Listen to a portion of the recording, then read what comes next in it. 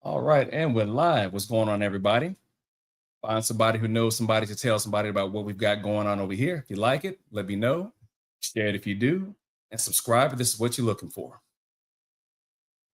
So let's go ahead and kick this off here. We see what the topic of tonight is, and it's not something that I like discussing because it seems that the use of the word has gotten too damn cavalier. And that's probably because a lot of the folks who use it as much as they do are removed from the circumstances of when this word meant something derogatory. It still does, depending upon who you talk to. And that's based upon the age group, right? Again, the topic for tonight is, and again, forgive me for using this, but this will be the one and only time in a setting that you will hear me use this word or words. Nigger and nigga are not just words. Let's go ahead and set the mood first and foremost here.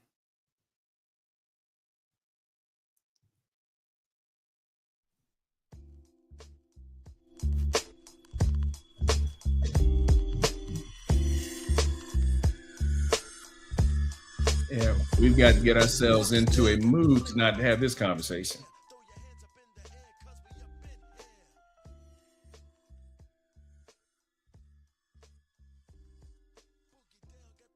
All right, so as it stands,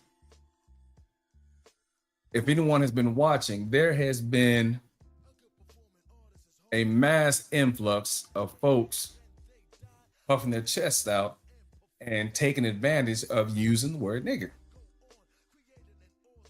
Whether it's someone from Generation Y who was born in, let's say, 1995, which means they'd be 30 right now. Therefore, they've grown up hearing the word in rap lyrics in their neighborhood being said on television, depending on what you watch, in movies. That's my nigga. Oh, what up, nigga? Oh, nigga's coming through. It's become something that is cavalier and used to the point that it's just normal. All right. And obviously, it is not something that was ever intended to be used in the way that we see it being utilized today. First and foremost, let me go ahead and give a shout out here. My co-host for the night will be ChicagoRilla. He's going to be a little bit late tagging in here. So I'm going to try and hold off a little bit before really getting to the subject matter, because there's some things that I think he and I can probably discuss more so because we are Gen X. And again, for those who are not familiar, Generation X goes from 1965 up to 1980. Generation Y starts around 1981 to 1996, 97. And then Generation Z from 98 to 2008, 2012, 2013. And then we've got Gen A coming online here. But the thing that I'm making mention of right now is that the use of these two words, all right? Look down here that you see scrolling, all right? The use of these words to them has no real significance because they were never at the point in time where these words were used in anger, in hate, and sometimes preceding physical violence or even death, depending upon where you are or who you were dealing with. Now, the one thing I can say about racists is that they always travel in groups. And not too often will you have one of them who'll be bold enough to walk up and find himself a nigger and say that to him. No, there's always got to be at least 4 or 5 of them before they take this type of action. Or if it's not 4 or 5, there's 10 or 15 who will go into a larger area where there are a lot of blacks and then proceed to find a way to intimidate or harass. Now, granted, in today's environment, there's a little bit more thought put into whether or not I'm going to walk up and call this grown person, called a nigger or something like that, unless they've got a weapon, whether it be a knife, gun. Oh, you see people are using their cars, or even if they've got other folks who are going to meet them there so they don't have to take this action of cowardice on their own. So speaking from the perspective of someone who is born 5 years after Jim Crow, I can still recall being born in 1970. When I was younger, I can still recall certain things that my brother and I could not do, certain places we could not go, or if I were with my mother or father, or if we were with our family, excuse me, if we happened to be out some places, we wouldn't go there because of whatever reason they wouldn't speak of at that point in time. So this is a real thing if you yourself, Thomas, are somebody who grew up in that time period. Now, I'm a 70s latchkey, an 80s latchkey kid. So I knew for a fact there were certain things that were said on television that you did not say out in public. Now, if you recall a show that I did previously, I want to say that I had my partner Derek on here. We took a look at some of the behaviors and mannerisms that you saw in television some years ago that were part of everyday life. Whatever you saw outside that front door, you'd walk inside, turn on the television set, and what you would see would be an extension of this. Excuse me.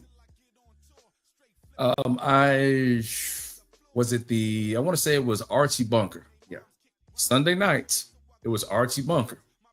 Now, this guy was racist as anything gives out. And for some of you who may recall the episode, Derek and I we played a few episodes to show people what it was like to listen to the language that was allowed on TV. You could say all the racial epithets for blacks, for whites, for Hispanics, for Asians, you name it. It was clear and open for you to say whatever it was you wanted to from a racial perspective. And that even went to shows like Saturday Night Live. Now, I don't know if many of you may remember this or not, but for those of us who are old enough to remember, we recall the skit between Chevy Chase and Richard Pryor where they were playing word association. Now, I'm not going to bring these videos back up again because I got hit with a copyright strike for a few of them and I had to take them out. But just understand, if you go out and take a look at it yourself, you'll be able to see what I'm talking about. Language used to be harsh. Straight to it. It was fierce the way that you could use racism on television. And even though it was not intended to be offensive, it was just giving a description of what life was like. So nothing riles me more than I'm watching somebody, even if it's somebody my age, past 50, men of a certain age or adults of a certain age, watching them use these two words, every other word out of their mouth. Igga this, igga, igga please. Come on, igga, yo. That igga over there, yo, man, this igga don't know what he's talking about. Yo, what are we doing here? I mean, just out of control like that. But then you turn around and you look to the side and they've got their kids next to them. So you're sitting there watching these folks use this word and their children are there with them. And of course, they pick it up. Worse yet, if you say something to them, it's like, what you worrying about, son? Got nothing to do with you. Mind yours. Now you're talking about getting into a fight because you're trying to say, hey, bro, do you have to do this in front of your kids? Do you have to do this in front of my kids, my family? I've watched people get in fights with us. All right. Now, for a second here, for anyone who is not Black here watching this, understand that this conversational lesson tonight is primarily for my skin folk. Not that all of us are kinfolk, but there's an understanding that we need to get straight here. It is not okay to sit here and use this word, because if we use it, now anyone else watching that believes that they can use it. To the point now that you even have people daring each other. Yo, man, I'll give you $20 if you walk over into the middle of that circle where all those Black people are and just say, what's up, my niggas? Doing dumb shit for YouTube likes.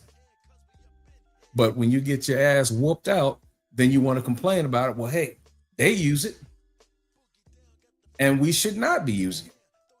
This should not be a word that people hold close to their heart just because they want to try and turn a frown upside down. That is one of the most stupid things I have ever seen from us as Black folks. For whatever reason, everybody gets to get invited to the cookout, right? Now, there are some folks that you do want there, but ideally, not everybody needs to be at the table, especially if they're coming in thinking that, oh, I have a pass to say this. I recall there was one episode where I was on a panel and the discussion was going on. It got sidetracked somewhere because somebody who was in the chat who was not white said, oh, come on, nigga.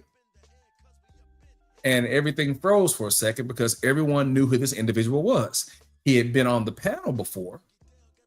So therefore, him coming out saying that made everyone, kind of freeze. Like, yo, what you doing, man? Hold up. But the silly thing about this is when we broached him on this, yo, who told you that you can come in here and say this? The kid goes, oh, well, so-and-so gave me a pass. And, after he gave me the pass, then I gave the pass to so-and-so. And then he turned around and he gave the pass. So you had a whole bunch of people in the chat who were not Black calling folks nigger. Now, the stupid thing about this is when you ask the question, oh, wait, who gave you the chat?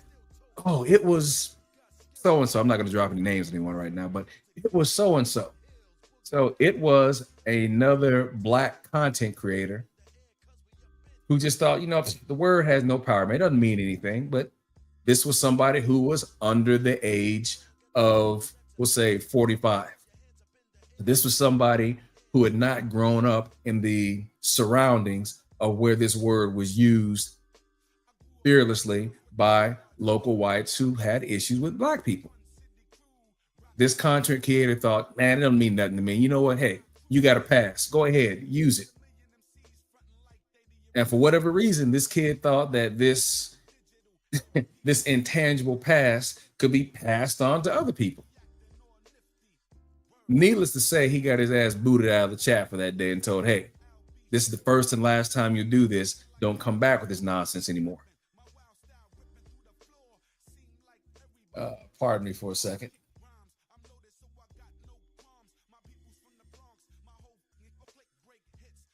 There we go.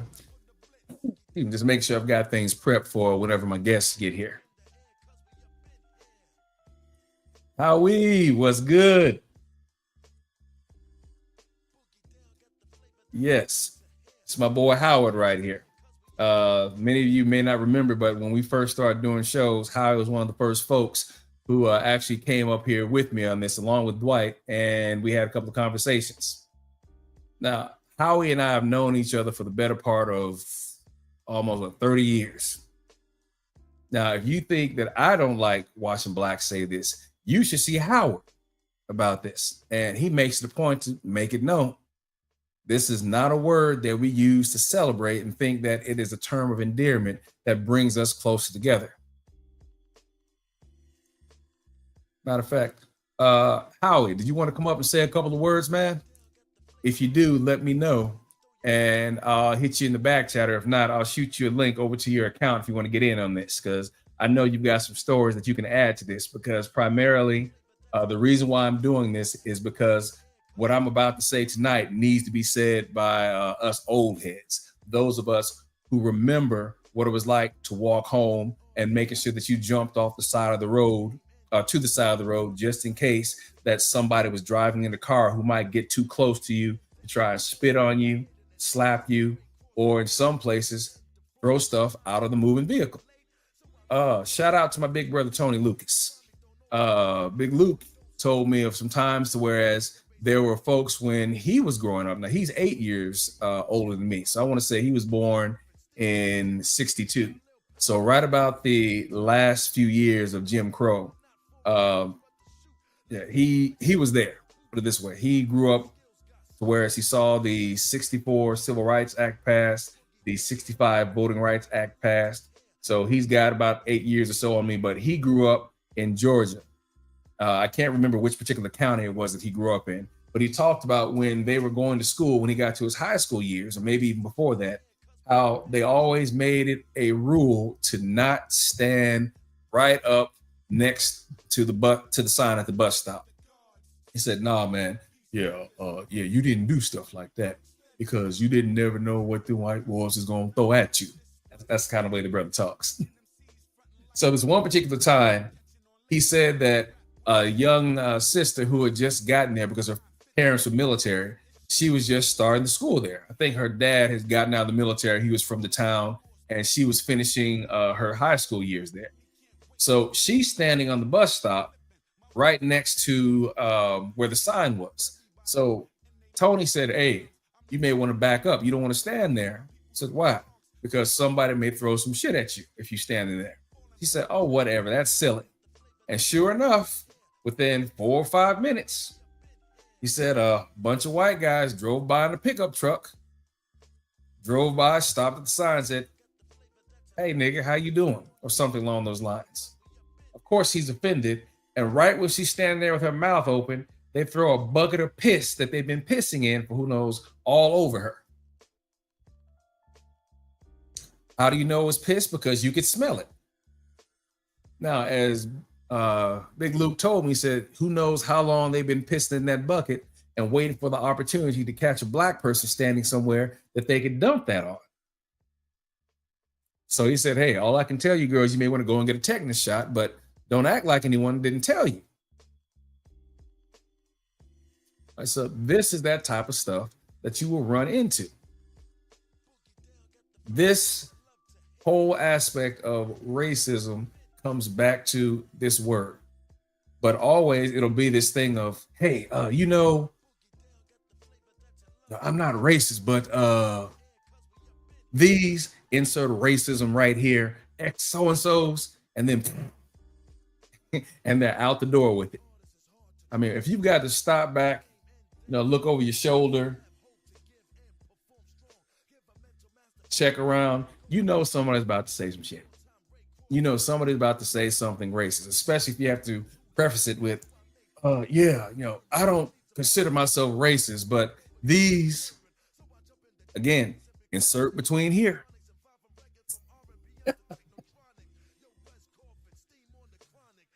So, as I was saying, one of the main topics here, I'm going to go ahead and just slide through a little bit with something here. We'll just have to revisit if need be, all right? But one of the things I recall that I want to mention here tonight is a show that Piers Morgan was doing. And I think Lamont Hill, I want to say that he's either with The Root or The Griot, if I am accurate on that. But Lamont was on a panel where it was him, Piers Morgan, and I believe there were 2 white women there. And at one point in time, Piers Morgan was daring a woman, almost giving her access. "Go ahead, say the word, say it," because I believe she admitted that, "Yeah, I used the word." And Lamont flipped out. No, you're not going to use that word. Now that I'm here, that word is disparaging. And he gave the statement. I mean, it was a large disclaimer that he gave, but it was a fact. This word is nothing that anyone should be sitting here and utilizing just for the sake of getting a rise or a laugh out of somebody, or even just using it for the sake of, well, yeah, it's a free country. I can say what I want to say. Yeah, you can try that sitting at home in front of your computer. You can do that in the comfort of your living room. But a lot of us know that majority of these people will not do that if they are out in the street and there's us standing by. I can recall when I was still in uniform, every now and then I'd have to have a conversation with somebody who was either my rank, below me, or just in conversation. And it would go something like this. Understand something here. The bravado that you're using right now, just asking a question, would you still have this same type of smoke for me if you saw me standing in a Target parking lot next to my car at 2:00 in the morning under a street lamp drinking some Old English 500 or Old English 800? Would you have the same type of approach? Obviously, we know they wouldn't. For those of us who were in the military, we knew that your career was in the balance of someone based upon how they viewed you. Doesn't mean that your work was bad. Your work could have been good, but because of the subjectivity that came with the rating system, you could literally have your career tanked if somebody had, what was that? What's the expression? If they felt a certain way about you. Uh, I just can't explain it. How are you going to give me this type of rating, but you can't explain it? Well, I just can't explain it, but this is the rating that you've got for me. Barb, what's going on? Appreciate you stopping by. I understand if you got to get out to someplace else, but still, nonetheless, I thank you for just poking your head in. Greatly appreciate it.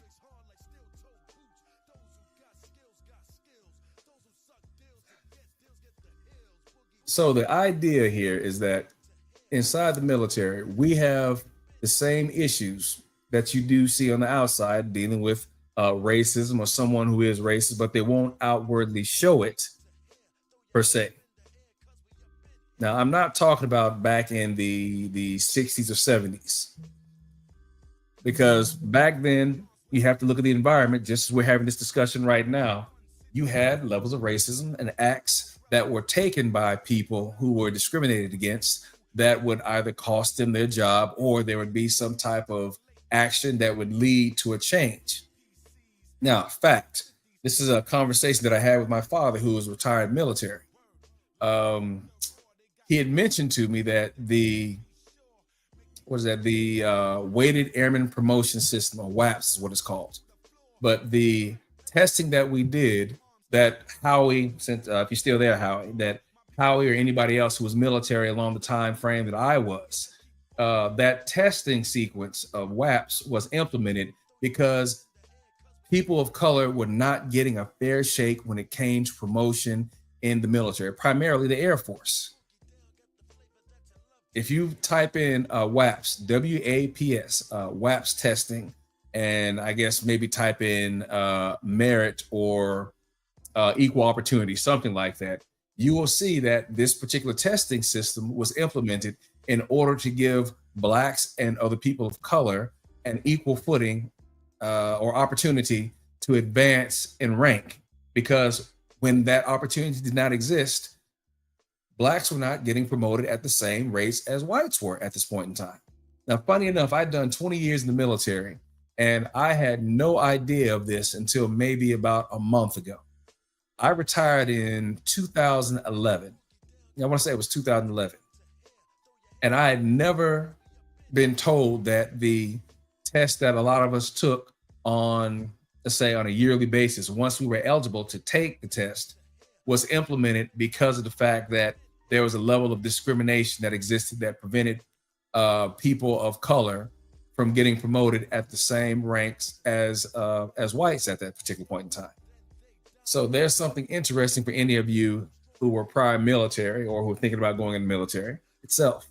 They really don't even talk about it inside of the Air Force, which is the branch that I served in. Again, I had no idea that the WAPS testing was implemented to give people of color a fair chance to advance in the ranks as others. Learn something every day, right? But nonetheless, when you are getting your rating from somebody in the military who has an issue with you because of your color, you're not going to normally see that per se, or you're not going to see as much of it. But let's say you get to the office Christmas party, and I remember this a lot. It was maybe 87, 88. My parents were stationed at RAF Bentwaters, UK. Shout out. And I recall playing basketball in the gym on a Sunday, because that's generally what we did at Bentwaters. On a Sunday, everybody would get up early, and you'd smell the alcohol coming out of everyone's system who were old enough to actually drink. I was only 16 or 17 at the time, so I couldn't go to the club just yet. But these guys would come out here and play basketball, and they would sweat that alcohol out of their system, right? So in between games, you sit down and people would talk about what was going on at the job. So at this particular point in time, it's getting close to Christmas. So this is back in the day where in the military, someone could get caught up drinking, get pulled over for DUI, and then turn around and be cut loose within an hour or so, and they're still drunk and go to work on Monday, get maybe I don't know, a UIF, an Article 15 or something like that, and still get promoted because no one took it seriously.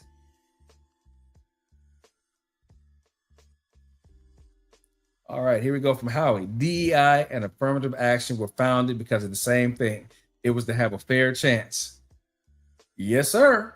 It was to make sure that everyone had equal opportunity to advance, because the merits that you hear the current administration talking about, oh, we want to set this back and make sure that it's a merit-based system. There were no merits.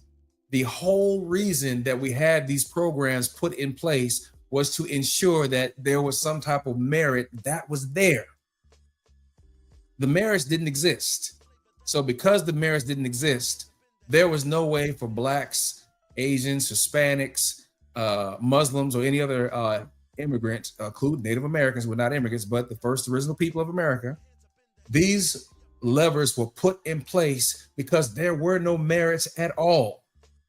So to hear someone say, well, we need to get rid of DEI, we need to get rid of all this wokeness, but we need to go back to a merit-based system. These programs were put in place because there was no merit to begin with. Oh, hey, Barb, I haven't forgotten you here. Let me go ahead and get your comment up. So here's what Barb has to say. This conversation makes me sad. I think the word is awful. My adult kids are mixed, and I asked them during Fatty's debate, where did they learn that word? And they said high school. Not this mama. Keep in mind, no matter what we may not say at home, what we may not say in front of our kids, or if you do have kids, they'll learn it someplace else. Chopping it up. What's good, man? Appreciate you coming through. Hey, is Fatty still going on over there? I didn't want to start my show directly at the same time his was going on, but I wanted to stagger it just so we'd be behind. So if anyone wanted to catch up with me, you could do so. But thanks again, Chopping. So as I was saying, you may not use the words at home, but somewhere, someplace, your kids, if they are not Black, they're going to learn the word nigger. They are going to learn it someplace. I can recall when I was 13 years old, 12 or 13, at a baseball game when my father had gone to Korea. So we were staying with my grandparents for one particular year. And I'm at the baseball park, and I'm standing around with my teammates. I'm probably one of 3 Black people on the entire team. So we're talking, I think they called it Babe Ruth. So we're standing there having a conversation before the game starts because there was some type of issue to whereas they had to stop the game and reline the field. And so I'm standing there, and one of the guys who goes to a different school, but his dad comes down to the town I was at where he would teach kids play baseball, and brought his son with him. So he was on the team. So he was standing there and said, yeah, man, they had this problem in the school. And I was sitting there, and he came up to speak to us. And he was talking about the principal. So he said, yeah, this old nigger principal walks up and tries to tell me such and such. So again, this is 1983. And this is in a small town in Tennessee. And he just sits there and says it like it's nothing. This old nigger principal walks up to me and tries to tell me to do such and such. Like it was nothing. No fear, no whatsoever. But again, we're in the South. So therefore, being in the South, he's in his element, right? He's in his zone. I can say whatever I want to. And what was crazy about it is that the kid's name was Charlie Kaufman. Now, the stupid thing here is that I'd known Charlie since I was 5 years old, since I was able to pick up a bat and hit a T-ball. That's how long I'd known his father, who had been teaching kids how to play ball to make extra money. Now, spoiler alert, Charlie was the opposite side of what we looked at as being our poor, our rundown Blacks. His family was what the white folks in the town would look down upon. They were called trash. Now, I'd never heard his dad use that language, but I'm pretty sure that he probably did when he wasn't around the folks that he was hustling to make sure he could make a couple of bits of dollars here so everyone could eat at his house. Yeah, the man was not well paid. He got by. He looked the part of, that you saw white folks do when they see one of their own, where the nose is up. But if you recall, I think Lyndon Johnson said, hey, we'll pick his pockets all day, get him to look down at blacks. He still think he's better than them. And I remember my mother had told me, you need to understand something. Wherever you go, remember, it doesn't matter how well you are. We know you're good. We're teaching you to be good. You're learning to be great. But there will still always be that one white guy who may look down upon you, because no matter what you may achieve, no matter what you do, he may not have your education. He may not have your skills, but he will still look at himself as still being white. And that is true.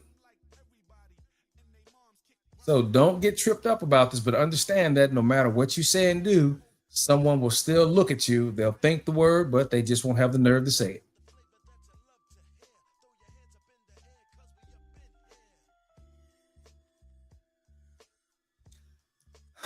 So yeah, I can recall many times growing up hearing the word said to me. Why does that hate seem worse in the South? Well, the reason, Barb, is because in the South, remember, that's where slavery was most prevalent. I mean, you did have slavery in the North, but remember, the bulk of it was in the South, hence why we had the Civil War. That's why it was fought over slavery. Now, don't let anyone who subscribes to this idiotic lost cause narrative of the Confederacy try and tell you different. Oh, no, we fought because of states' rights. No, we fought the war because of slavery. So in the South, because that's where the concentration of slaves were, that's where you will find the most contentious behavior even to this day. I recall in 1986, 87, Oprah Winfrey did a spot on her show about Forsyth County, Georgia. Now, here's the thing, Barb. Forsyth County, Georgia had no blacks who were living in it at the time. Any black person that was living there, eventually they moved out. This county was all white. Now, I don't know if it's still that way today, but when that episode premiered on Oprah Winfrey, you could see folks in the room just nodding their heads like, yep, because it was normal. It was customary for certain places to be what they call sundown towns or sundown cities, which means that when the sun goes down, if you want the color of the majority of the folks there, you better not be there. I believe the phrase was, you better carry your ass. You did not want to be in a sundown spot when those lights went out. Now, again, I'm talking from the time that I grew up in, where the Ku Klux Klan was still active. Most definitely. It wasn't a thing to whereas a few times a year or so, you would have something on the news talking about a cross being burned in a black person's yard. And sometimes these Klansmen would still be bold enough to stand there while the cross is on fire.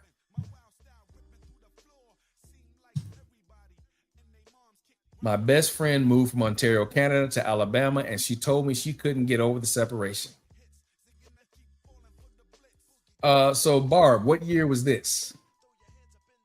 Now, granted, people don't seem to realize that separation is still there, but they won't do it in highly populated areas per se. When you hear people talk about, well, I've sent my kids to a Christian academy, that's generally going to be an all-white academy. Now, they won't tell you the location of it, but still that academy exists because people do not want their children in public school with blacks, with Hispanics, with Asians, whoever. They want to pull their children out and teach them a particular curriculum that solidifies or props up whatever narrative that they themselves believe and belong to. Raise X, what's going on, man? Thanks for stopping in.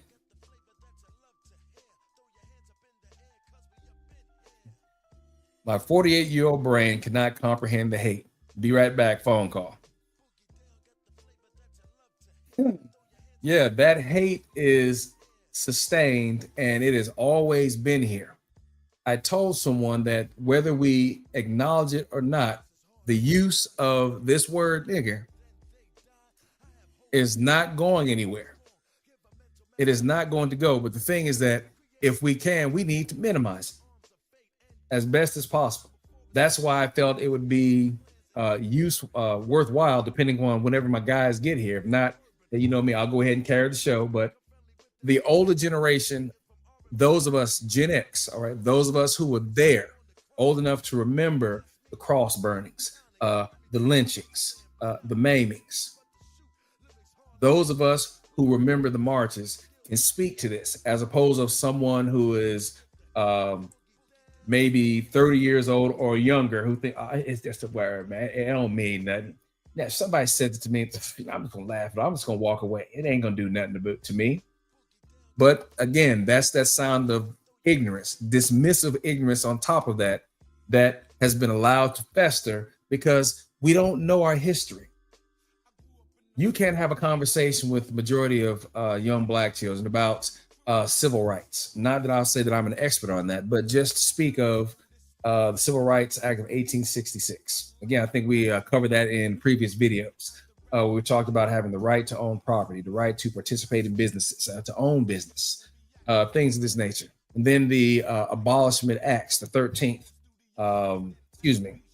Amendment, which abolished slavery. 14th Amendment, which guaranteed us protection. The 15th Amendment, which gave us the right to vote. Things of that nature that you should be able to rifle off the top of your heads. The majority of our young Black folks do not know this, do not care, do not give a damn because, oh, what up, nigga? Oh, hey, what's up, nigga?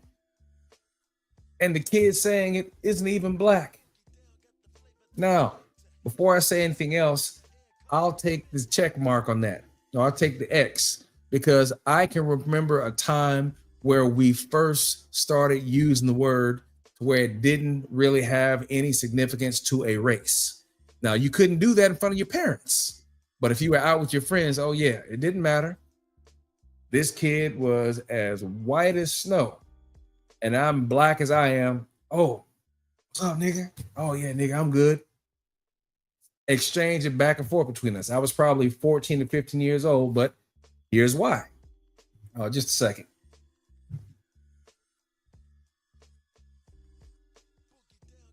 All right, so Howard says a lot of Black people will quickly hate you because you're opposed to the word. That's crazy to me. Yeah. Matter of fact, I had a partner, Howard. His name was Randy English. Randy, I want to say, was from South Carolina.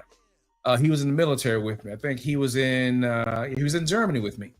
We were having a conversation about the word one day, and he told me that he was in a deuce and a quarter. They were on some type of training exercise, and the kid he was sitting next to was like, "Oh man, nigga, what's wrong with you, man? This nigga pick this up, nigga this, nigga that, just igga." And Randy finally said, "Look, man, if you call me that one more time, we gonna have it out right here." And the guy stops the truck and says, "What you gonna do?" Randy gets out of the truck, sees the walk around to the other side, opens the door of the deuce and a quarter, jerks the kid out, and they start fighting. Now, what's it going to look like? You got your security policemen fighting each other, right? But he said, "Look, I ain't your nigga, and you're not going to call me that. Not after all the stuff my parents have been through and other Black people have been through for you to sit here and use this word so cavalier." So yeah, as Howie said, you have Black folks who will actually get turned up with you because you have the audacity to say, "Yo, what you making a deal out of, nigga? Come on. What you trying to be white?" Oh yeah, there's the next thing. See, that's supposed to be an insult. It's supposed to affect you somehow because of the fact that you have a level of decency and decorum that you're trying to be another race simply because you said, "Look, why are you using this word that was used to demean us?" Music and comments can't get through a verse or a joke without using it these days. Yep, you are correct, Howie. All right, welcome back here, Barb. You're not missing too much just yet. We're still just going over a few things. So I don't know if ChicagoRilla is going to get here in time, so I may have to go ahead and just start kicking up what I've got here, spooned up, and we'll just have this discussion. So I'll tell you what, folks, again, if you're in attendance right now, if you're in the chat, if you got questions, go ahead and ask them. I'll go ahead and field them right now, and if Rilla shows up, he'll field them as well. So going back to what Howie was saying. Oh, Rilla, what's good, man? All right, hey, this is today's co-host here. So yeah, go ahead and take a second, man. I'll bring you up here in a moment.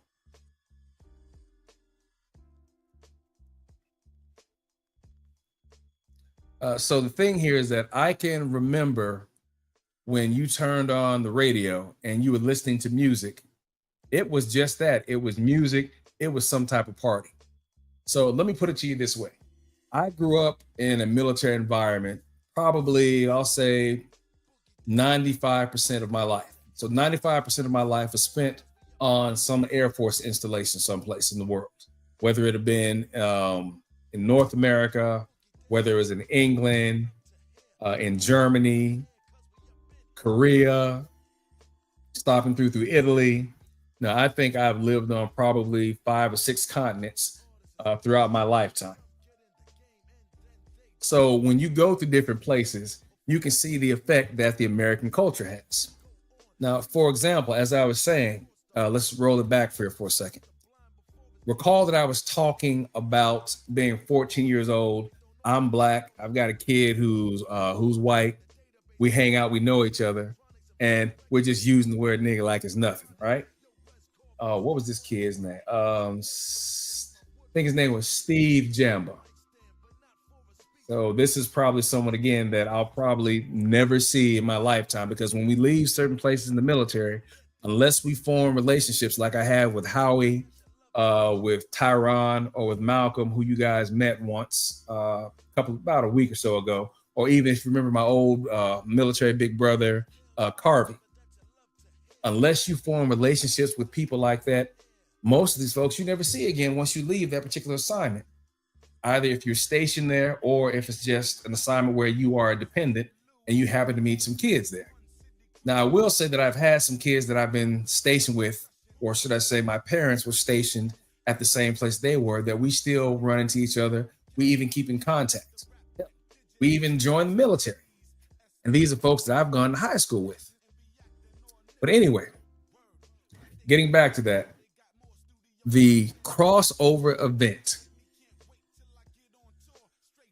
All right, the crossover event that had anyone who was Black, who was white, who was Hispanic, who was Asian, didn't matter. The crossover event that had everyone walking around, yo, what's up, nigga?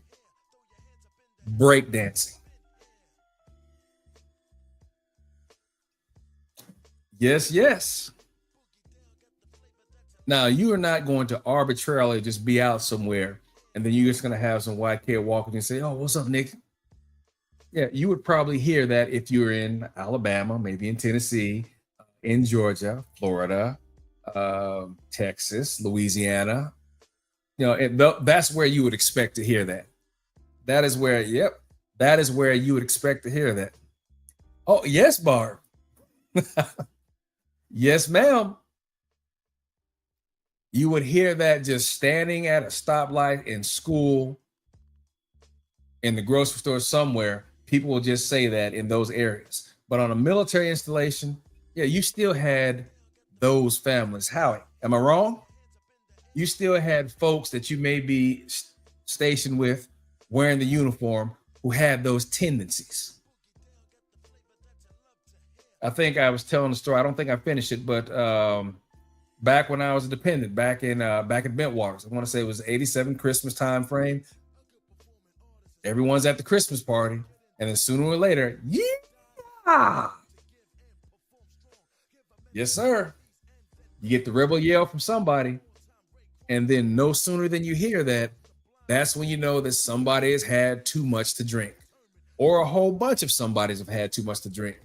And then you start getting the N-word thrown around, and the very next day in the orderly room, or CQ, what they used to call it back in the day, you've got people in trouble getting paperwork or a racial event.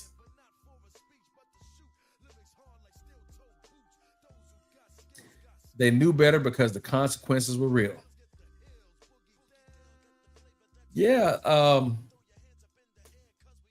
right about when you and I were when we were back at when you were at Mildenhall and I was at Lake and Eat, yeah, the consequences were getting more and more rolled out at that point. The lever was coming down. Now, the last time that Howie and I saw each other, at least we talk at least a couple times a year. But the last time he and I saw each other, I want to say it was either 1995 or 96 when we were stationed in the United Kingdom. So this was shortly after the wall had come down. So now you start to get a larger influx of, folks from Estonia, from Lithuania, whatnot. So the racism that would normally be pointed towards blacks, no, it's going towards other folks. Now it's still there, granted, but you're seeing it being pointed towards other people now because there were more than just the blacks who were in the country, who were stationed there. Now we were something that they were accustomed to seeing. Now, of course, you also had the Africans who were there. And then, of course, you already had the Turkish. You had folks from Pakistan, from India, who had taken root in England. I think in the mid 1950s, the Jamaicans had come over also. So there was always a flux of people who were there from different countries. But when it came to racism, yeah, you still would catch it in these odd places. But more so, it was the British guys who would use it more so than the women because they were upset because all the British girls were interested in the Americans, primarily sometimes the black guys. All right, what do we got? We come from two different worlds, but I'm glad we collided. Glad to have you here, Bart. Yep, there we go, 1995, yeah. Now, a little something about Howie. Howie was a car man back in the day, and he had this Howie, what was that? Was that a Porsche or something that you had, or was it some type of Scirocco? Because I remember that you had this green body kit that was on it that you were driving around right before you rolled out. Because I remember you said that you shipped it out early because you didn't want to deal with the headache of keeping it there until the last minute. But a little bit off topic, folks. But yeah, again, as I'm saying, Howie and I. So was it Scirocco? Okay, yeah, I thought so. Yeah. So Howie and I were there for a good 2, maybe 3 years, or at least I should say I was there for about 4 years. I can't recall how long he was there, but we did have our racial incidents. For example, there was Howie, help me out, man. So let's say if we were at the 5-way roundabout. And remember how you go up 14 if you were heading towards Alconbury, but there was that town, that big city that was there before you got to Alconbury, before you got to where you took the turn. I can't think of it to save my life, but that was some place where a lot of the airmen would go to hang out. Well, during one particular 3-day holiday, we had some airmen who got jumped at one of the clubs. I'm talking to the point one of the airmen came back, his teeth were chipped and broken from the fight because he was hit in the mouth with a bottle by an English guy who said something because of the fact that he was Hispanic. Now, the word they called him rhymed with lick. And then there were also the black airmen who were hanging out with them also. Everybody got called, ninja, got called lick, called everything. There was a full-scale fight that broke out. And there were some people who got kicked out for fighting, who were drinking, because the military had gotten to the point that said that if you drink any alcohol and you get into an altercation, you are going to be held accountable for your behavior, even though you didn't start the fight. Yeah, mad craziness.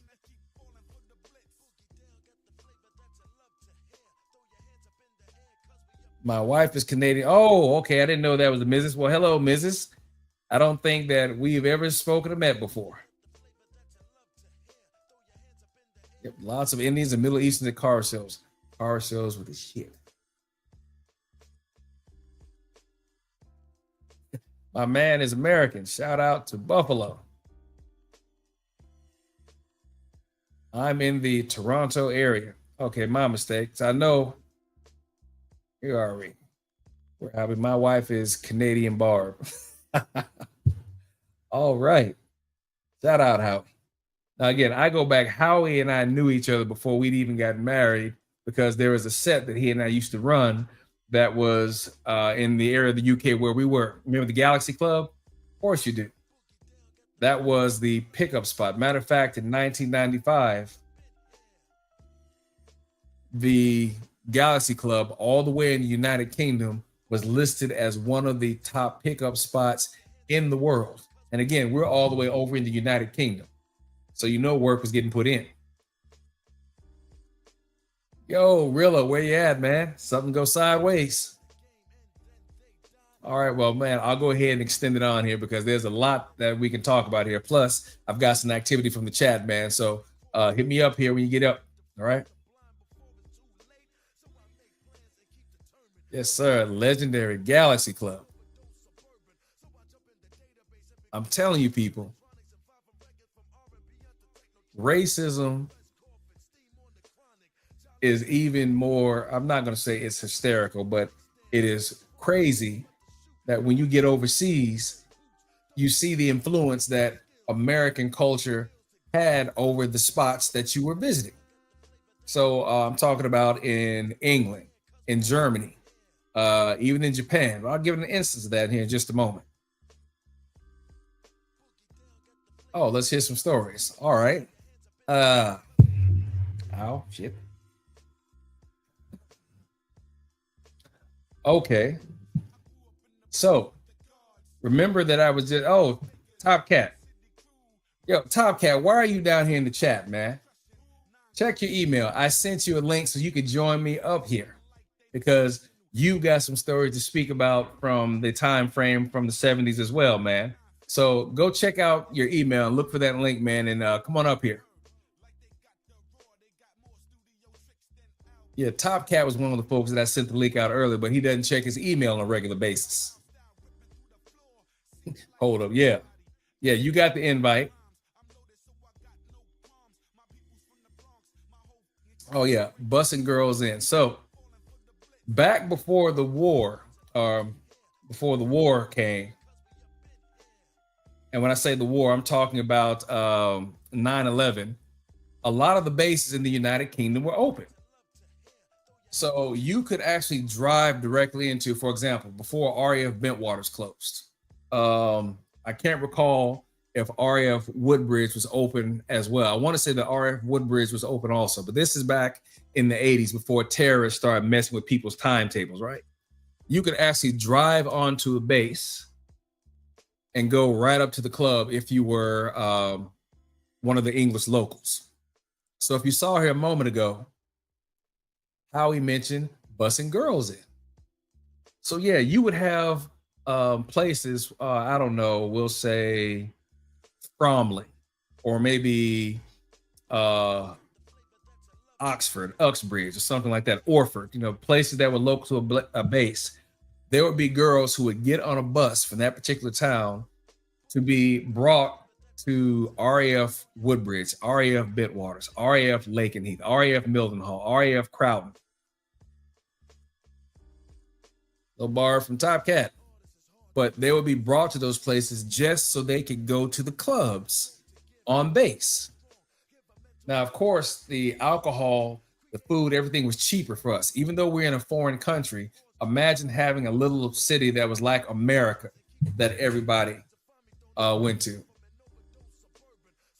don't see it? All right, I'll hold up for a second, Top Cat. Hold up. Everybody stand by.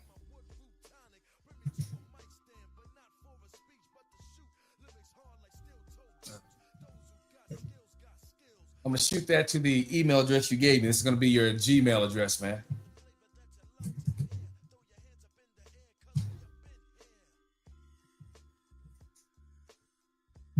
All right, Top Cat, check your email. If you don't find it in your email, I'll go ahead and drop the link for you, and then you can come up that way. So anyway, as I was saying, you could get girls who would get on the buses and they would come into the base on the weekend, come to the club. And then, of course, after being at the club, some of them, if they didn't hook up with anybody, they would, they'd take the bus back that night. Or for some of the girls who happened to meet a GI, they would end up kicking it with the GI, and then either the GI would pay for cab fare to get them home the next day, or if he had a car, he would drive them home. But here's where the racial aspect comes into it. So you, at this point in time, had a lot of the guys in the dorm who would get wigged out if they saw some black guy coming back to the dorm with a white female. So yeah, you still had the racism that followed you overseas.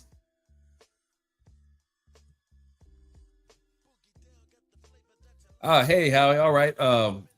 Wife's home from work, but still, man, I appreciate you for taking a second to come up here. When you get a minute, man, I got to get you back up on the boards here. All right. But thanks for stopping through. Peace.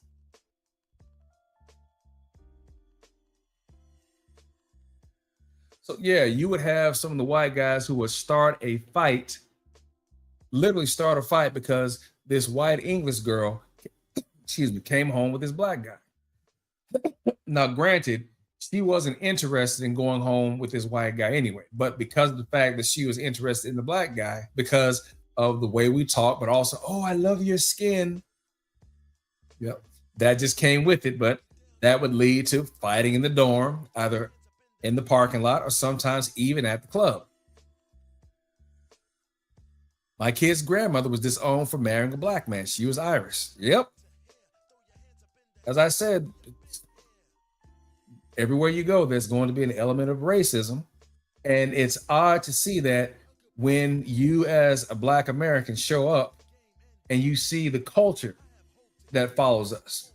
For example, as I was saying, the b-boy culture back in the States, breakdancing was the thing that everybody shared in common. So as a result, everybody, black, white, Hispanic, will walk around calling, yo, nigga, like it was nothing.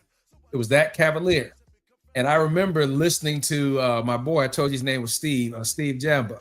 He was talking to another one of my homies. And again, we're listen to me, my homies. We're 15 years old in school with no jobs, right?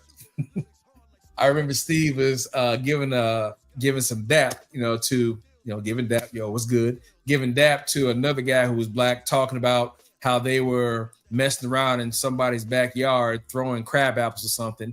And the guy came out and chased me. And Steve's words were, man, all you saw was niggas running. Yeah, and I'm looking at this like, well, you know what? Hey, I say it also. I say it with them, so I can't be mad at this. But yeah, that was the commonality that brought it together because we all were breakdancing together at the time. Plus, we were also all on the same baseball teams. You had the AYA, the American Youth Activities. So as a result, all the dependents who did not go off base to hang out in the local area, if we were looking for something to do after school, on the weekends, or let's say during the summer times, we always went to the AYA. Now, everywhere you went in the world, there was an AYA, whether it was Germany, whether it was Spain, whether it was Japan, Korea. So there was always this, or Italy, there was always this activity that you could go to. So as I got older and started traveling in the military and going to different places, it is crazy to where you show up and you think of hip hop culture back in the States, right? With the, let's think of early 92. Now, who remembers 1992? All right, you got Mary J. Blige, girls wearing the combat boots, the hats turned backwards, they're wearing the baseball shirts, DKNY. Everyone's got on, what was that shoe? Doc Martens, all right? Now, remember how you had Doc Martens in every color. And I remember a brother, I can't remember his name, was Leroy Leon. But, Chicago. Hey, we got Chicago in the house. Let's go ahead and get him up here. Yo, really, what's going on, man? What's popping, man? I was hoping I wasn't freezing, man. My bad. I'm still battling this cold, man. I had to finish up a little bit at work, man. It was good. Hey, nothing to it, man. Just holding it down here. It's Yeah. funny enough. I look back. We've been here for about an hour, which is normally what I normally do for the show. But if I've got good information or guests, we run it a little bit longer. I was just going through some old thoughts of how racism and how it all got started, or at least what the word would mean to anyone from Generation X. And one thing just led to the other. And I had a couple of folks who showed up. Top Cat is supposed to be here. Now he was one of Shout the out folks to that the OG.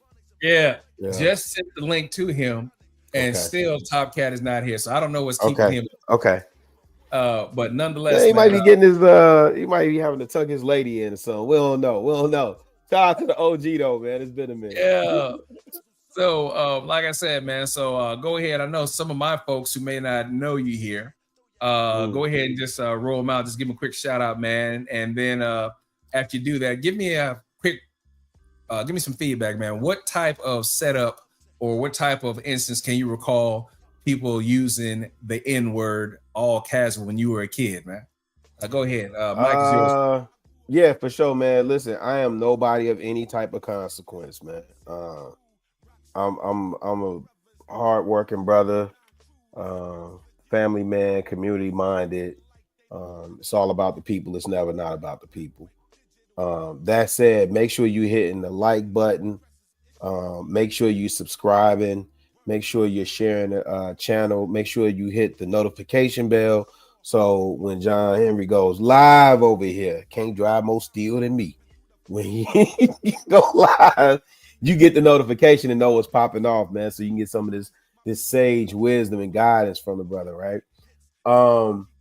Yeah, as a shorty, so like when I was growing up, and I grew up in the neighborhood I grew up in, my family was part of that second and third wave of blacks moving from the projects further south. So it wasn't the suburbs, it was still Chicago, but it was like some of the furthest south parts of Chicago, which was first inhabited by Dutch settlers. And then by the time my family moved in, man, there was one last white family on the block, and then there was another white family on 106, and they stayed there probably for about another maybe 5 or 10 years, if I remember correctly. They stayed there for a minute. I remember growing up. I remember TJ and them being there, and his sisters and all that there. So nonetheless, the area I grew up in was very working class. It wasn't like, I don't remember any abject poverty. But it was colloquial. Like the use of the N-word was very, very loose, very colloquial. It was in casual conversations. Now, also, I'm gonna tell you, I think TJ was the only white boy I ever heard in that area that got away with it. Like they brought him in gang banging early, and he was the only person I heard that was white that kind of used it that loose, that casual, but not directly at like me or somebody in a negative way. When I got older though, and again, you get to read and you get to understand, and so when you know better, you do better. You understand the origins of things, and so when Q-Tip talks about and hey sucker nigga, right? When he talks about that, like you understand the dichotomy and the struggle. You know what I'm saying?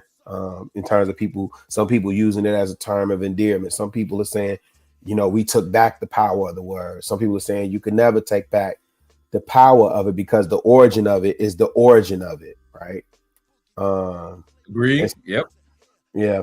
And so here we are today, continuing to struggle with a word. And I'm gonna be honest with you, this is where I have to say, for me, I think, and I'm part of Generation X, I think this is just where we dropped the ball, right? I think brothers like Minister Farrakhan, Khalid Muhammad, Ben Chavis, like the brothers that were on the forefront when I was growing up, that really kind of laid down how we should be identifying ourselves and referring to each other as men and as black men in particular. I think they laid that blueprint down, and I think we just kind of dropped it. It takes discipline to step out of the norm and not follow what everybody else is doing. So I wouldn't care if 1,000 other folk is using it, right? If I know better, I shouldn't be using it. Especially, I literally just posted this the other day, right? or reposted this group of brothers in New York. My bad for rambling, but these group of Muslims and Nation of Islam Muslims in New York were talking to some young bloods, and they were saying like, "Yo, you are not the N-word, you are God's," right? And he said, even more so, you my brother, right? Say you can't kill your, I don't know how your channel works, or I know YouTube, but you can't eliminate your brother, right? It doesn't even sound right. But if I say you got an expiration date, N-word, or I'm gonna turn your TV off, N-word, I'm gonna up the pole, up the blicky on you and get you up out of here. And you know what I'm saying? That rolls easy off your Upper tongue. room, I believe they say. The kids say that upper room. Man, oh, send them to that upper room, yeah. All of that, man. All that. It's hard for you to say that when you're referring to somebody as your brother. You know what I'm saying? Or if you know that they are literally imago Dei, made in the image of God, right? So yeah, man, that's just my early thoughts on it. Like, you know, we really should be striving for better. I know it's, you know, prevalent in the music, but I also think that's a convenient excuse for people. When we talk about the music, and especially the way that music is being manufactured now, music for in my opinion, and when I think about this, like especially after watching Sinners, music has always been our expression, right? You think about the blues, what do you think them cats were singing about? They wasn't making that up about the pain that they was feeling with their old lady because they old lady did this, or the suffering that they felt from working a job so hard and having to come home and just like that stuff was real. You think about rock and roll, you think about soul music, especially you talking about the 70s, you know, the stuff where people say, oh, those men were simps. They made simps on. No, those men saying about love for their woman. That stuff is real. It's and then what was rap music originally? What was one of the core tenets, right? Keep it real. It's got to be authentic. It's got to be real, right? And so again, about the party. We're talking about the party phase where everyone kept it real about the party that they were at. Yo, we were drinking, we driving, kicking, lick. You know, the party was keeping it real. Yeah, I'm with you on that. Yeah. And so again, for me, I just think that's a convenient excuse. A lot of times we say, "Oh, it's the music and the influence and da da da da." I think it can amplify, but again, it takes a lot of discipline to walk the path you know you're supposed to be walking, regardless of what you see anyone else doing. You know what I'm saying? So that's just my early thoughts on it, though. Oh no, we'll get back to that because the thoughts are right in line with what I was talking about. And again, you and I being Generation X, we can talk about those things about in the 70s. As I mentioned to everyone before, again, not a lot of folks will show up right now, but I normally catch everybody in replay. But you know how it is, man, when they say you got to get those watch hours in. So I tell folks it doesn't matter who's here, who's not, because the replay will always catch it. If we get more doing live, hey, I'm all good for it. But one of the things I think about, I was born in 1970. Matter of fact, I'll be 55 next month. Bless up. Bless up for that, man. And I tell folks the most dangerous time for anybody who was born in the 1970s was the 90s, especially when Daryl Gates running things on the West Coast. You know what I'm talking about, right? But I'm getting ahead of myself, right? But the thing here that I wanted to go back to what you were talking about is the music. That was the first thing that I can think of that changed when we started moving from let's think about 86, 87. Remember when Jazzy Jeff, the Fresh Prince, had programming for he's the DJ, I'm the rapper. And I can remember the Beastie Boys, Paul remember when Paul Revere came out. Yeah. And then Stetsasonic, man, talking all that jazz, the whole first hip hop band, Stetsasonic, and then but gee, look who decided to show up. The OG. He had to put in a bed real quick. That's all. Nah, she's downstairs, and I don't know if you want. I don't know if he wanted me on camera or not, because I usually wear a mask all the time because fighting this battle, it's just it's tough. What's up, Pop? What's going on, man? Well, go ahead, take the mic here for a second, TC, go ahead and introduce yourself to a few of my folks here. They're not all here at the same time, but they'll be back in the replay. Go ahead, man. Mike is yours for a second to open up and just give us your thoughts real fast about the N-word back in your day, because you were born what, 68 or 69? 56. Oh, I'm sorry, 56. Oh, so yeah. So I'm all right, 69 years old, but so folks, let me go ahead and lay it down, like you said, for OG right now. So I was born in 70. Really, you were born in what, 74? 74? Yes, sir. All right, so obviously we're all past that 50 gauge here. But even though we're past that 50 gauge here, understand something. TC can tell you a little bit about what it was like during the last few years of Jim Crow. Go ahead, TC. Floor is yours. It was tough for me because I didn't learn about a lot of things till my aunt, my dad's sister, was explained to me about what happened to my dad's father. And the Klan actually hung him for not selling a piece of property. And I was like in a state of shock. And I'm like, what do you mean? And that's when she started explaining to me that no matter how, and I hate to say this, how white people roll, you have to keep your eyes open because they can put you to sleep with what comes out of their mouth, you know. So all through my life, I think let me just put it this way. I think a lot of them dudes that I grew up with, they were scared to say that word because they knew what the consequences was behind it, you know. So I pretty much kind of said, well, you know what I'm going to do? I'm just going to kill them with intelligence. What if they're if they're going to teach me something? I'm not going to say a damn thing, but I'm not going to reach out and let them use me in such a way. But the stuff that was going on then were, man, there was a time where they say you better leave your lights on if you're a brother. This ain't no shit. And we were living in I ain't gonna say it was the ghetto, but like a row house. Listen up. With a row house. They said if you're not black, it's something that you better keep your lights on. In other words, keep your porch light on because something just bound to go down. This is when the shit really got deep, you know, about that racial stuff, and a lot of them got tired of that stuff. And this is during the time like the Black Panthers. You remember the Black Panthers and all that. This is during the time when all that shit was going on. It was getting deep, you know. And I like, you know me, I'm like, what the hell you got to keep the light on for? You know what's going on back then days? You didn't have the news like we have today. You had certain channels and all that shit and black and white TV. So going to school, going to school, they'd make fun of you about the way you dress. If your hair was not right, you know, and sure, I got called a monkey and all that, but see, I kind of just let it roll off my back because I knew down the road you're going to get your revenge one way or the other. It's just going to come, you know. But when I heard about my grandpa, I was bitter, and I'm still bitter to this day.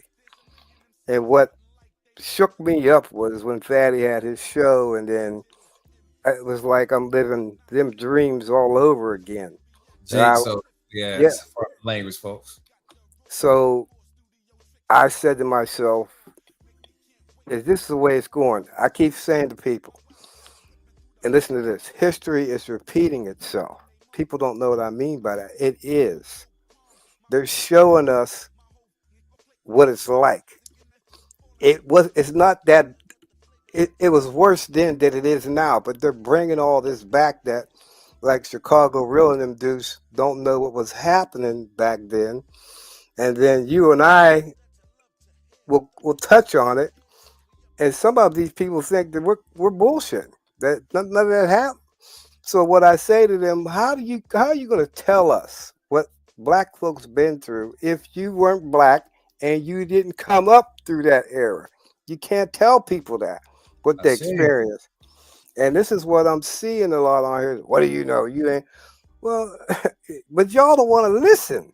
You want to talk, but you don't want to listen to what John is saying. He's been saying this so many times, and he's commented so many times on that chat.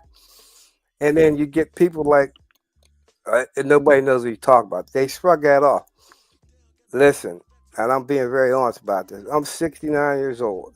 Young brothers, wake the hell up because it's coming to that road where, and I see this, they want to come over here. And I say here, meaning this space where all the brothers at, and they want to try to fit in to see what they can get away with. That's what they're trying to do. And some of the younger dudes are so asleep to that. See, they don't know because they haven't lived that. They just haven't lived it. So when I see things like that, that does something to me. I get angry inside because I thought we moved past all this stuff. Why y'all kind of keep drumming up this stuff all the time and seeing how they gonna react when I say NIGGER? See, but it's okay, and I hear this. It's okay if we. It's because everybody else is saying it. Don't give you a free pass to say it. They don't get it. Why would you? Why would you say something like that? What? And you know what? I don't mean to ramble, but you know what? If families teach them that, that's where it comes from. It comes from the home. Take your time. Take your time. We got time.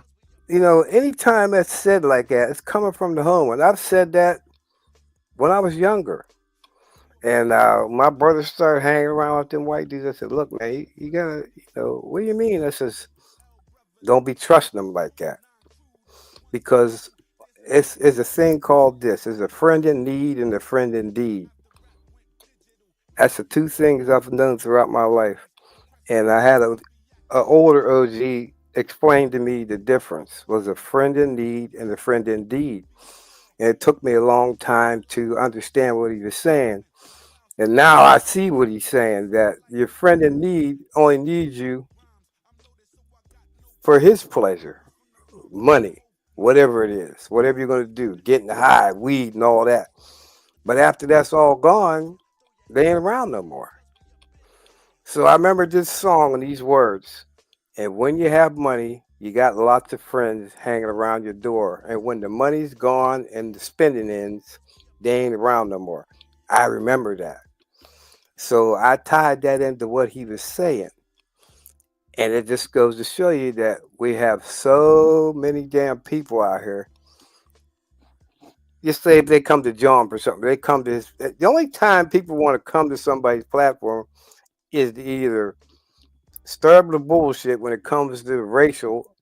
And I'm gonna say this shit. A lot of them people that was in that chat don't generally come over there, and I knew that. I can go down the list, and John will tell you I was going down the list just reading, and I'll say, "What the hell are they doing over?" I know why they're doing over there. I know why they come over here. Oh, you're talking about the Valhalla folks, as Fatty puts it. Yes, and I know why some of them people are over there, because you have to have a topic that attracts their attention to come over there. And that's the time that they can take their shots, see? And they just want somebody to sit back and not say nothing about it.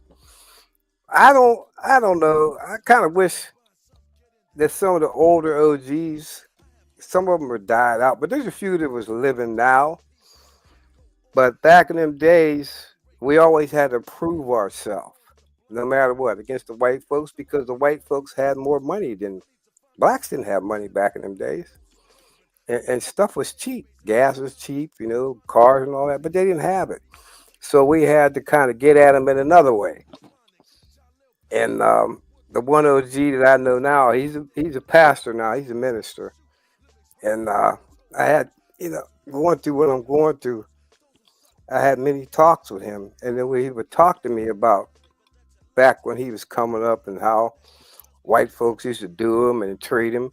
So he said he prayed on it. Now get this, he prayed on it. Coming back from Vietnam, he prayed on it. And he got tired of seeing white folks get the one up on the brothers. So what he did is, and I hate to go through this, he bought a car. And back then, street racing was prevalent then. And all the brothers really didn't know anything about working on vehicles and all that stuff. Few did.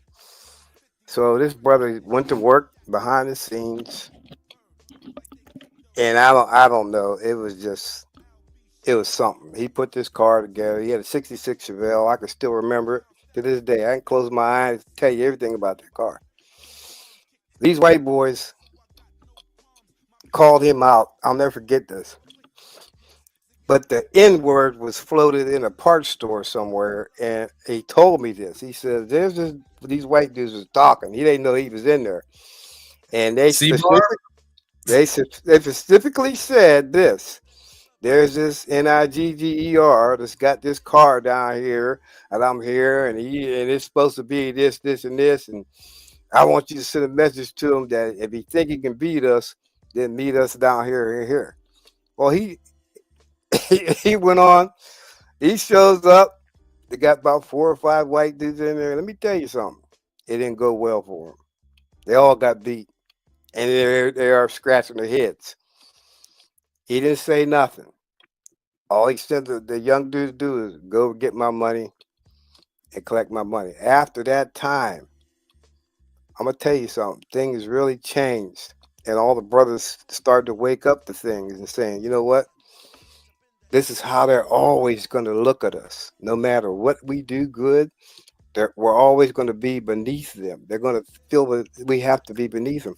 But that's really not the case. I think the way times has changed now, the N word is too prevalent now. It's just being floated around, too prevalent. But as I look now at some of these panels and all that, and they start filtering in, I know what they're up to. They're trying to get comfortable, and when you get comfortable someplace, you got a tendency to show what you really like. And I've seen it. But I said, you know what? If I had to do it all over again, I think I'd have a different outlook on things. But I just thank my aunt for explaining to me what they really were about back then, the Klan and all that stuff, and why they hate black people and all that, and going through, what she had to go through. My grandpa, that was hard for me to swallow. So I always felt that you had to prove yourself, not to be superior to them, but try to be on the next level. But they always treated you like you was a step below. So as I got older, and I happened to get a chance to coach at a predominantly all black school, and I think from where I grew up in a predominantly white area. That's where I grew up at. I went to predominantly an all white school, and they looked down at us brothers then. But my Hey, Top, eyes, hmm?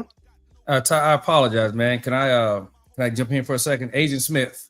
Now, the whole purpose here, if you don't know, man, this is what we're talking about here. So I just see that you've just come in on the nonsense that we're talking about. Since it's such a bad word, then everyone should stop saying it. I don't understand the double standard. So that's the whole point here. So I'm going to drop it off on you. This is not going to be directed at you, but the mentality you have is because of the fact that people have brought this nonsense over here before. So I don't know if it's someone specific or, again, if it's Jake. Again, so I'm going to give you a couple of seconds here, Jake, to act clownish before I go ahead and give you the boot here. Because, again, whoever you are, understand that the double standard never should have been. It is not a term of endearment. It is a slur meant to, as it says here, to demean, disparage, to belittle. All right, so the foolishness that it became that Top Cat and even ChicagoRilla and I have mentioned about this is out of ignorance.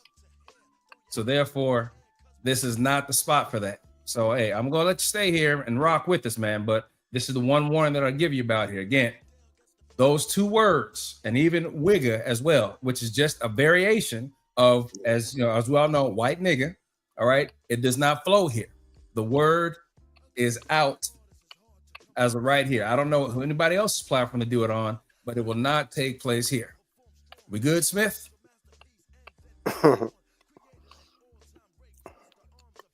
All right, back to you, Top Cat.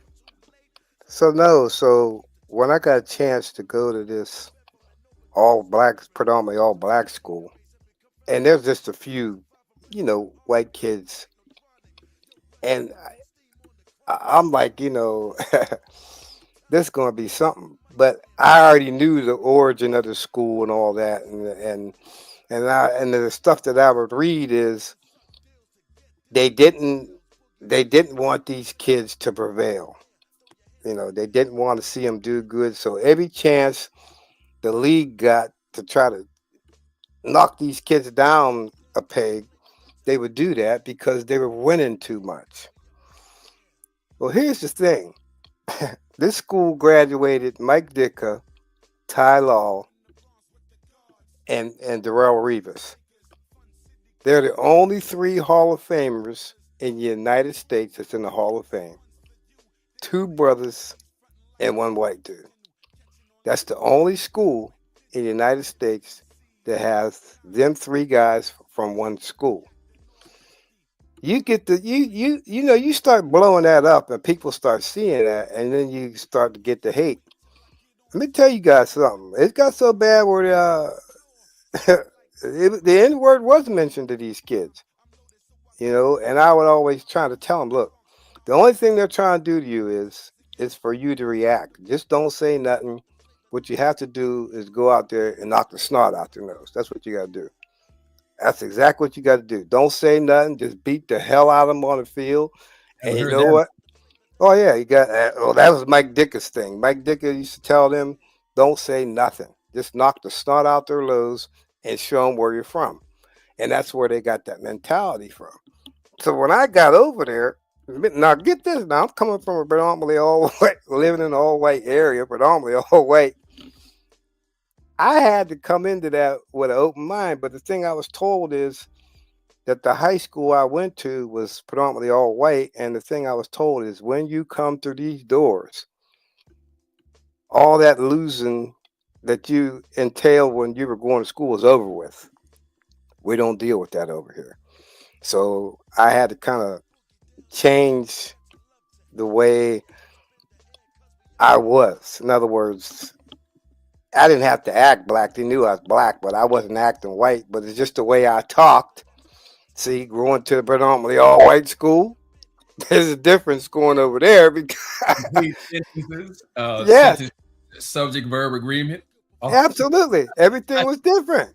They would look at me like, Coach, and I'm like, hey, where'd you graduate from and all that? And I would tell them, and they didn't understand. I'm like, look, man, I went to a public school, but they're all whites, and I think they put two and two together to get it. But on the football field, let me tell you something. We had to play against white teams. And you knew what type of time that on. When we go in the locker room, in the visitor locker room, they used to put tampons on the the chalkboard. They used to tape tampons up there. This is how they thought. 72, 73, or like 69, 70. No, it was later than that. I coached. Oh, when you were coaching, I thought you were talking about. Yeah. Okay. No, but this is what I'm saying. Now you go from what I've been through, right? We're moving till now in the 90s, right? This stuff's still going on. See, people, they think it's not, but it is behind the scenes. It's not. So they're putting all these tampons on. These kids are asking me, Coach, what's that mean? And I had to bluntly tell them. I said, well, they're calling you pussies, what they're calling you, though. And that's what they mean. So the only thing they told me was that it's cake mix time. And I knew what that meant when they said cake mix time. It's cake mix time. That's their term for, you know what? We ain't having that. Yeah, cake mix. It says cake mix time. You know how white folks make a cake? When you're baking that cake, it ain't going to come out like you think it's going to come out. I knew that was their verbiage. It's like, Coach, I know what they're trying to say to us. We're a bunch of pussies, and we're everything else. The N-word didn't come out until, the engagement happened and they start calling them the N-word. And I just tell them, don't do that, because if you get a 15-yard penalty, then that's against us. That's what they're trying to do. They're trying to trigger you. What you do is you keep hitting them and knock the snot out your damn nose and make them give up. That's what you got to do. to get over it. So after the game, you know how you all shake hands? That didn't happen. That didn't happen. They went, turned their backs on us, and walked in the locker room. And I knew then. I was like, see, it's still prevalent, and this is in the '90s. And I kept trying to explain to these kids, it's not going to go away because this is what they always going to think of you. And I was figuring, you know what? And they seen it happen. And a lot of these poor kids, I felt bad with because they come from single family homes. They were poor.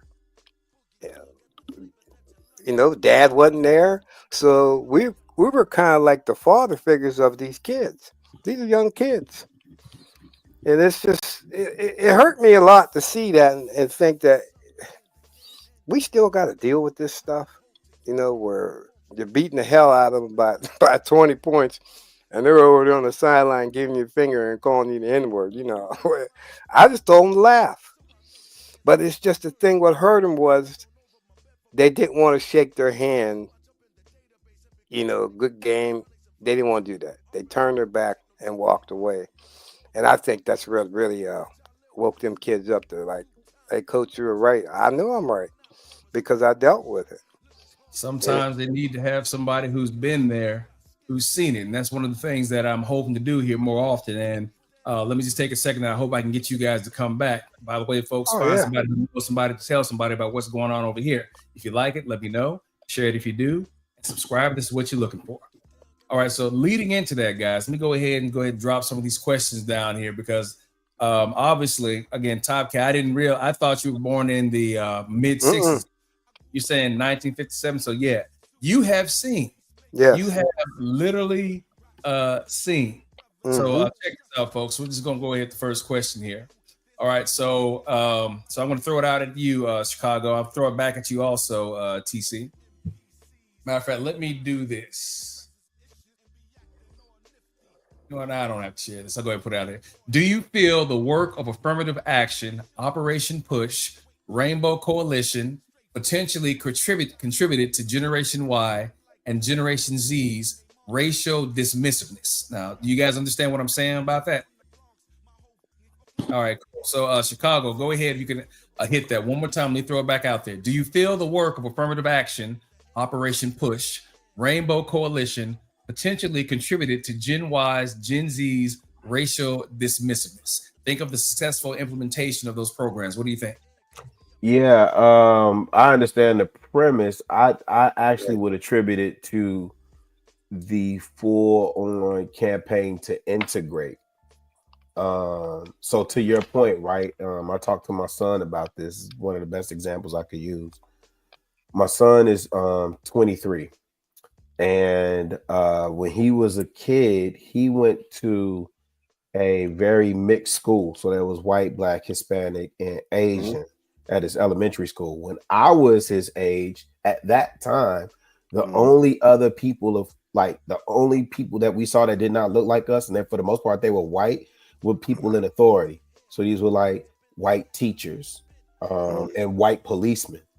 I didn't have white friends. Like I told you, that family, Miss Mary and her brother John, they moved off the block by the time I graduated 8th grade. They had been gone for a couple of years. Soon as Miss Mary passed, John was out of there.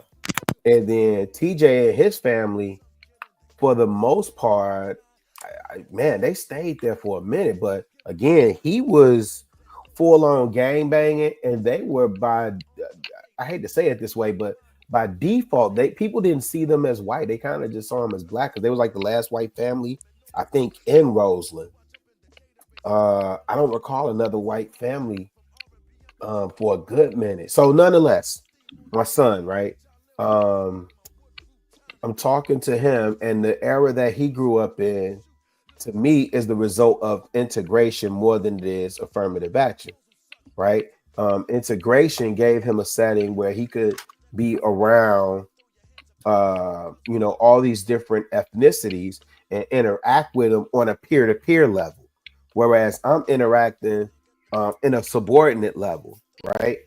And so they're a lot more, I guess, dismissive of it because they see Johnny, Kevin, and Becky as peers more so than they see them as competition or anything else. They look at them, hey, we on the same level. Operation, absolutely, like Operation, but I can't even.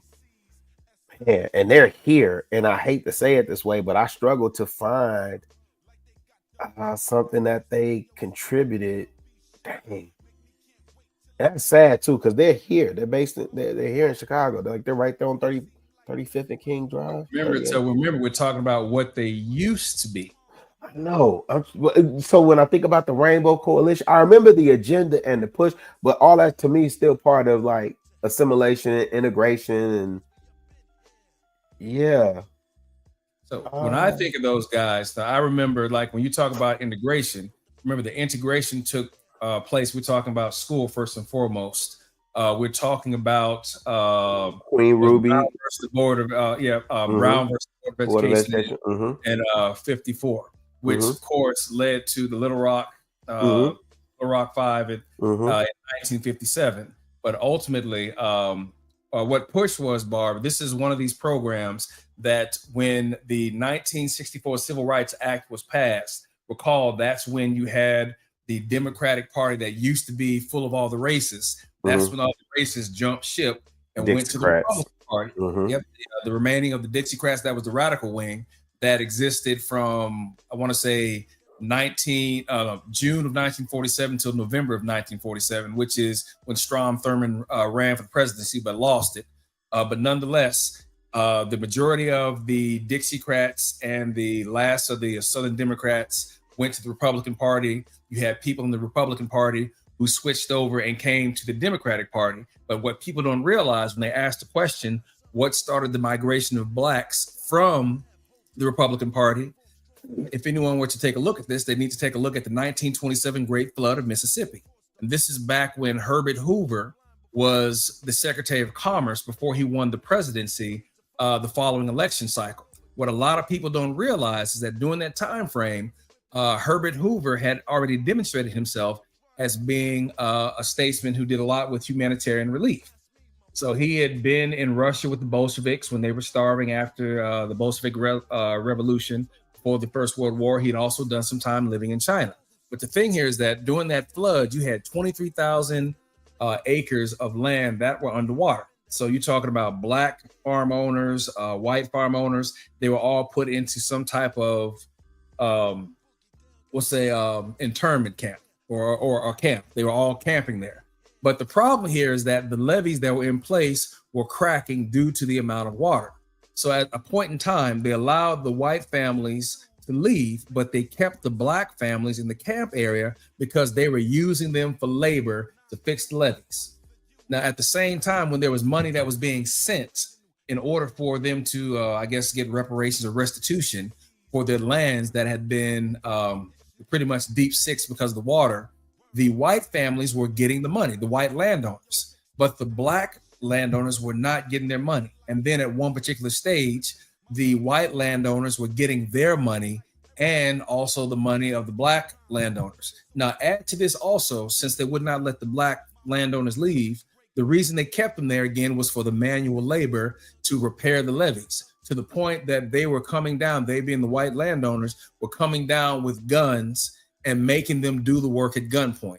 There was even one or two folks who were killed as a result of this.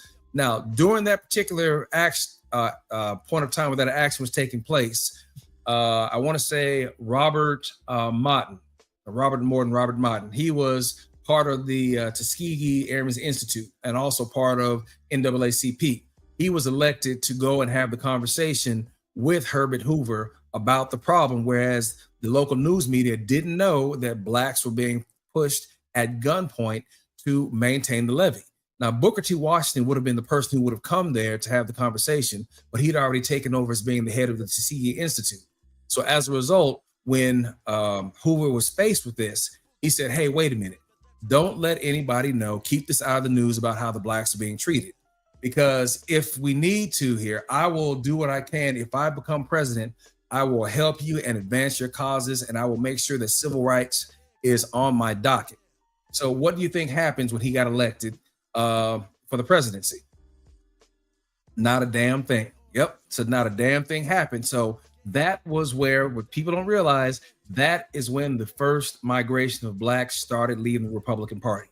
So getting back into 1965, going back to what we were saying here, talking about the elements that were put in place, the 64 Civil Rights Act, the 1965 Voting Rights Act. These were things, Barb, that were being put in place to ensure there was some level of merit that was going to be there to assist blacks in having the ability to properly compete, to live, and to not be discriminated against. Now, unbeknownst to Indians or Asians, who came into the country or who were still migrating, that 64 Civil Rights Act and that 65 Voting Rights Act also helped anyone else of color. But let's go back to 64. I want to also make mention that that's when the in the Department of Justice, the Civil Rights Division came to be as well. So there are a lot of changes that were being made that were making things a merit-based system that did not exist, that you hear Donald Trump talking about, oh, well, we want everything to be merit-based. Well, no, it wasn't merit-based, hence why these programs are in place. So again, affirmative action, Operation Push, and Rainbow Coalition, they were all variations of each other for the most part, Barb. But what they guaranteed here was that there would be a level playing field that would allow blacks to be active in home ownership, in business, in education, across the board, that gave us the same opportunities that we were not getting. Because remember now, the antebellum South sentiment of Jim Crow was still there. Now, fact, here's something else. I don't mean to take us off the path here for a second, but what people don't seem to realize is that there are two sets of competing histories right now in the United States. So after 1877, which was the end of the Reconstruction, when the Union pulled all their troops out because of the Faustian deal they made with the South, which is the Republicans got to have the presidency, but the South said, just take your troops out of the South. And as soon as they did that, all the advancements that had been made from 1866 down to 1877, in 11 years, it was all wiped out as if it didn't exist. So we're talking about the 1866 Civil Rights Act that I mentioned earlier on the stream, where you had blacks were given the right to own homes, to own land, to compete in business, or to be able to undertake contracts. Then you had the Reconstruction Amendments. Once more time, folks, the 13th Amendment, which abolished slavery, 14th Amendment, which provided protection for blacks or formerly enslaved people, and the 15th Amendment, which gave them the right to vote. All these things went to the wayside as soon as that deal was made, to where the Republicans took the presidency, but the Southern Democrats took the South back. And as soon as they took the South back, keep in mind, the Ku Klux Klan was already running ham during this period, terrorizing blacks after they were freed. And because of the fact that they now had the capability to participate again in business, which blacks were doing an excellent job in. Blacks were even in government, in Congress, education, inside of medicine. In just 11 years, you had seen them go from working in the fields to working in banks, working in government, working in hospitals, working in environments of higher education. That's what you were seeing at that point in time frame that just ceased to exist. Oh yeah, funny enough, Black Wall Street. Now, funny enough, from what Top Cat is saying right now, there were places that came before Black Wall Street that slipped my mind right now, but that'll have to be another stream where I'm gonna have to get you guys to come back, because I think this here is gonna be a good thing. FYI, folks, the three brothers you see up here right now, what I'm looking at making sure that people understand here is that this space that I have right now, I talk about relationships as well, but I also look at education. And one of the things I want to do is make sure that whatever is missing that you don't find in these books, you can find it from me or anyone else who's actually lived before the internet came, whereas there's a level of history that we can speak about. Think of this as being the Council of OGs. And when I say the Council of OGs, I'm talking about, we'll look at it from old school gentlemen with old school guidance. All right, so let it be known, the Council of OGs is born. Yeah, so getting back to that, the thing that I want people to understand here is that all those aspects of, as I said, a competing history that we see right now, the amount of education that blacks had achieved, the Daughters of the Confederacy, are primarily responsible for the behaviors that you see in Donald Trump right now, because of the fact that in the Daughters of the Confederacy, when you look at the lost cause narrative of the South, to them, they didn't fight slavery. They said that the war existed because of, we'll say, yeah, put that on the shirt. Oh, damn right, I'm going to do this, man. Hey, make sure that I get your addresses also. Same thing with you, Top Cat. When you ask, wasn't it burned down? Let me know exactly what you speak of that was burned down, because there were a lot of fires during the Reconstruction period and shortly thereafter. But again, she's talking about Black Wall Street. Wasn't Black Wall Street burned down? But to his point, there were a ton.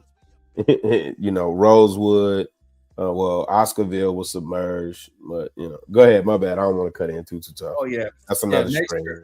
Make sure, man. We got to come back. The three of us need to come back and have that discussion about Rosewood and Oscarville and the black cities that were submerged. Now, I was actually going to do that a couple of months ago. I didn't get around to, but I've still got my container of information put together where I had gone out and found all the cities that had been put underwater that used to be black cities that were scrapped in order to make lakes or to make way for parking garages or some type of real estate development. That blacks were pushed out of. Central Park, for example.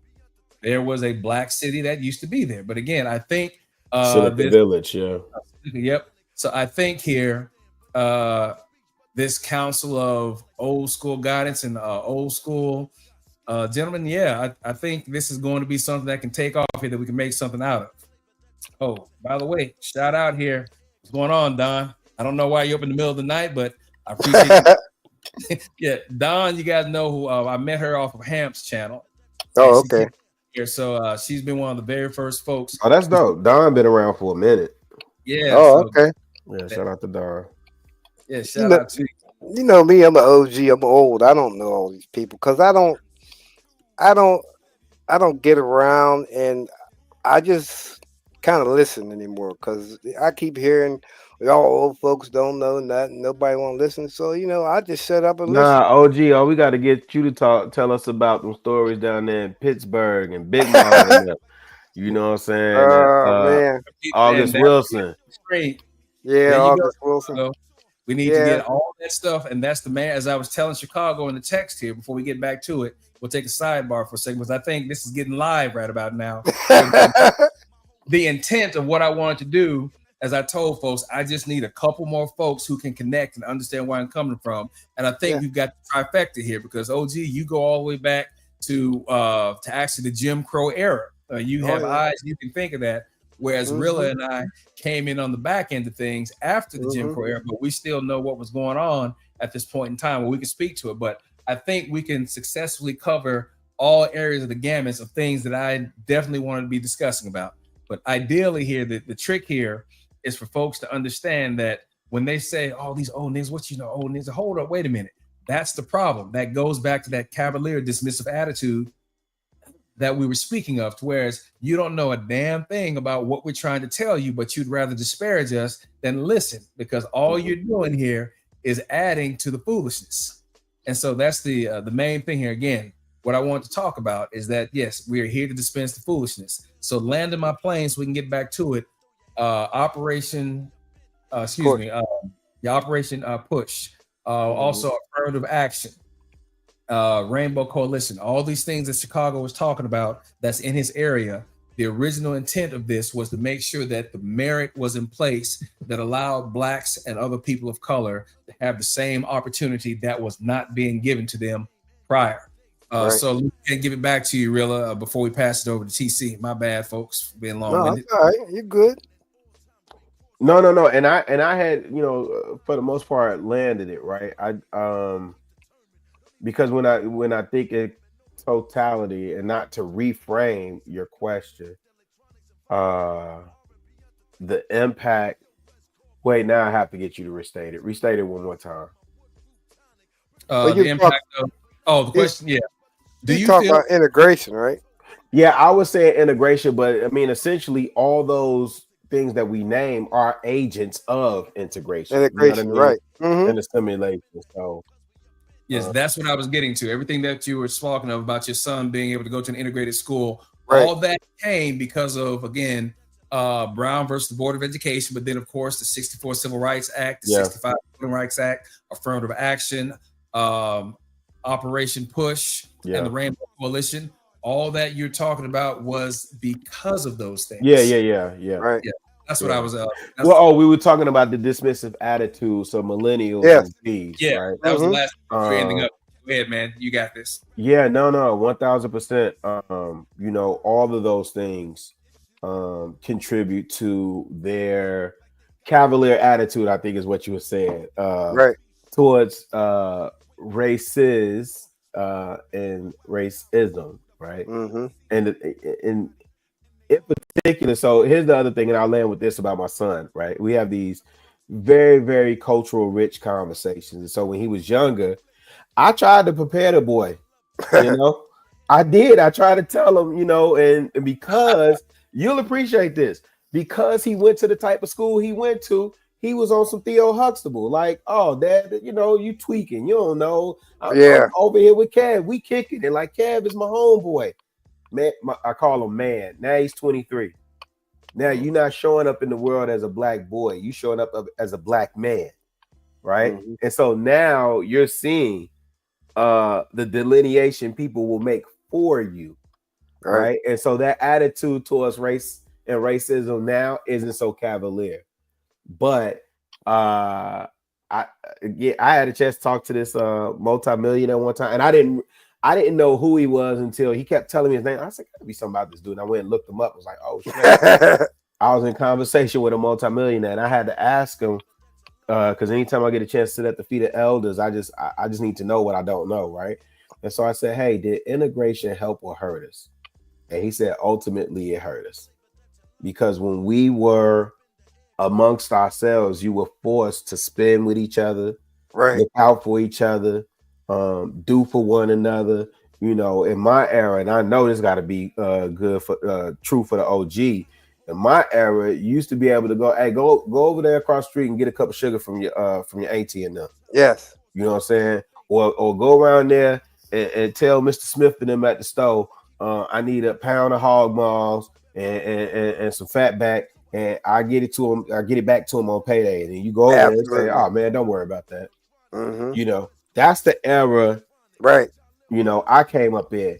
The more we try to integrate and assimilate and gain so much proximity outside of ourselves, everything left with it. Wealth and stability, resources, all those things left and went to suburban areas. Right. And so I don't want to get too far off the point because we're talking about millennials and Z's. Keep going, because the TC you're up next. Keep going. Yeah, I'm gonna land it, man, because you know, for me, again, this is all these things happen on my watch as a generation X, it lands on my watch. So then I always have to reflect back as someone who considers themselves a people leader. Did I execute my functions in terms of teaching and giving the tools and resources to the generation coming behind me? Because now this is on their watch. You know what I'm saying? Them alphas. So if you think the Z's are savages, these alphas about to be something else. Right? And that's on the millennial watch. You understand what I'm saying? So I'm gonna pass to you, OG. You got it. Yeah, go ahead, OG. But I tell these guys, where have we failed you at? You failed for not asking questions and doing your homework. That's on you. If you didn't open your mouth and ask the OG or somebody older than you how it was, that's on you. To point the finger and say, y'all failed us. How'd I fail you? I have a son just like the ChicagoRilla does. But it was different. And I had to sit there and explain to him certain things and how I went through. And my son looked at me like I was crazy. He's like, Dad, I'm telling you how it was. Don't fall asleep. Stay awake. Don't fall asleep. What do you mean by that? Stay woke. I've told him, I says, let me tell you this. And I've talked to him many times about this. in an all-white area, predominantly where I grew up at, they had a fire department. I wanted to be a fireman, but they didn't want. I don't think they wanted nobody black, you know, interfering to what they had going, So He's gonna try and bring some hog maws. He's gonna try and make a cookout yeah. out of it. Get some mess. Yeah. So at the time when I was a young kid, the guy that owned the place where I was working at was the assistant fire chief. He was white, German, but he never looked at blacks like that. So he comes and asks me, he says, I want you to put your application in. I'm like, huh? And I'm thinking to myself, now, them white folks ain't going for that. That's me thinking to myself. But I thought at that time he feels it was time for that. So I put my application in. Man, they put this damn ladder up 75 feet in the air, all the way up. And they say, if you climb this ladder, if you can climb this ladder and come back down, then we'll consider you putting you on the apartment. So I didn't climb the damn ladder. I ran up the damn ladder. And these white folks stand there looking at me like, he's not going to, there's no way he's going to go through all these classes and make it. And I made it. So I made it. So now it's like you go over there and you feel like you're kind of uncomfortable and you got to kind of get to know them. But no, it ain't that. You have to get to know me and how I am, because they already had a preconceived notion. See how blacks are. See, anytime something goes wrong, they looking at everybody. That's the way they were. So I end up, I don't know, I was on there for a couple of years and I got kind of tired of it. And I knew there's no way you're going to move up with all these old heads in front of you. There's just no way. They're not going to see that happening. So I think that made my mother proud because she knew what I was faced with, but I wouldn't say no, or I wouldn't give up and say, I'm not going to do it. But I just broke down the wall and said, to hell with this shit. Y'all ain't denying me the right to be a fireman.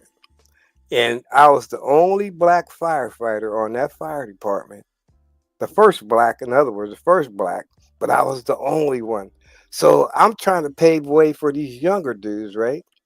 And all they would do is they would see me driving the truck, they would get on the corner and put the fist up. Like, he just need to stop. Yeah, that's what they was doing, putting their fist up. And I'm thinking, okay, you see me doing it. I'm opening the door for y'all to just try to make something of yourself. Do something. Find something to do instead of getting in trouble all the time. But to hear them say, "Oh, on here, y'all OGs fail this, y'all fail this." No, we didn't fail you. You failed yourself, and it makes me mad when I see Rilla. And Rilla, let me tell you something about Rilla. I didn't know he was really into August Wilson and things about Pittsburgh and Josh Gibson and all that. That opened my eyes up to a lot of things. And I said, this dude, he's living where he's living at. And he's he's talking about Pittsburgh. And I'm living here all my life. And damn, he knows just as much as I do. So you'd be surprised. He's laughing. You'd be surprised Shout when you out. talk. Yeah, you'd be surprised how much you learn from just us having conversations like this. It was amazing. So I said to Mrs. OG, and Mrs. OG says, "Where's she from?" I said, "I guess he's from Chicago." She's like, "Well, ain't that something? He knows so much about Josh Gibson, August Wilson, and a lot of them films and stuff, and he could tell you were filmed in Pittsburgh. The ones that Denzel Washington was in, filmed in Pittsburgh. So that's why I try to tell my son, you got to get it while the getting's good. But you always got to remember, you're always going to be black.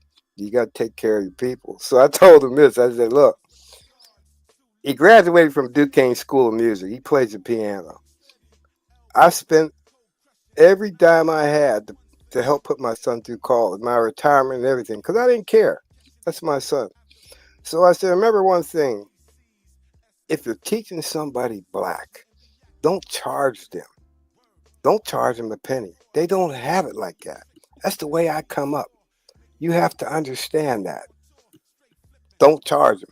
Nah, I said the white folks with all them got money to charge the hell out of them because that's the way it goes. Your dad is right. Yeah, it's right. Sure, why not?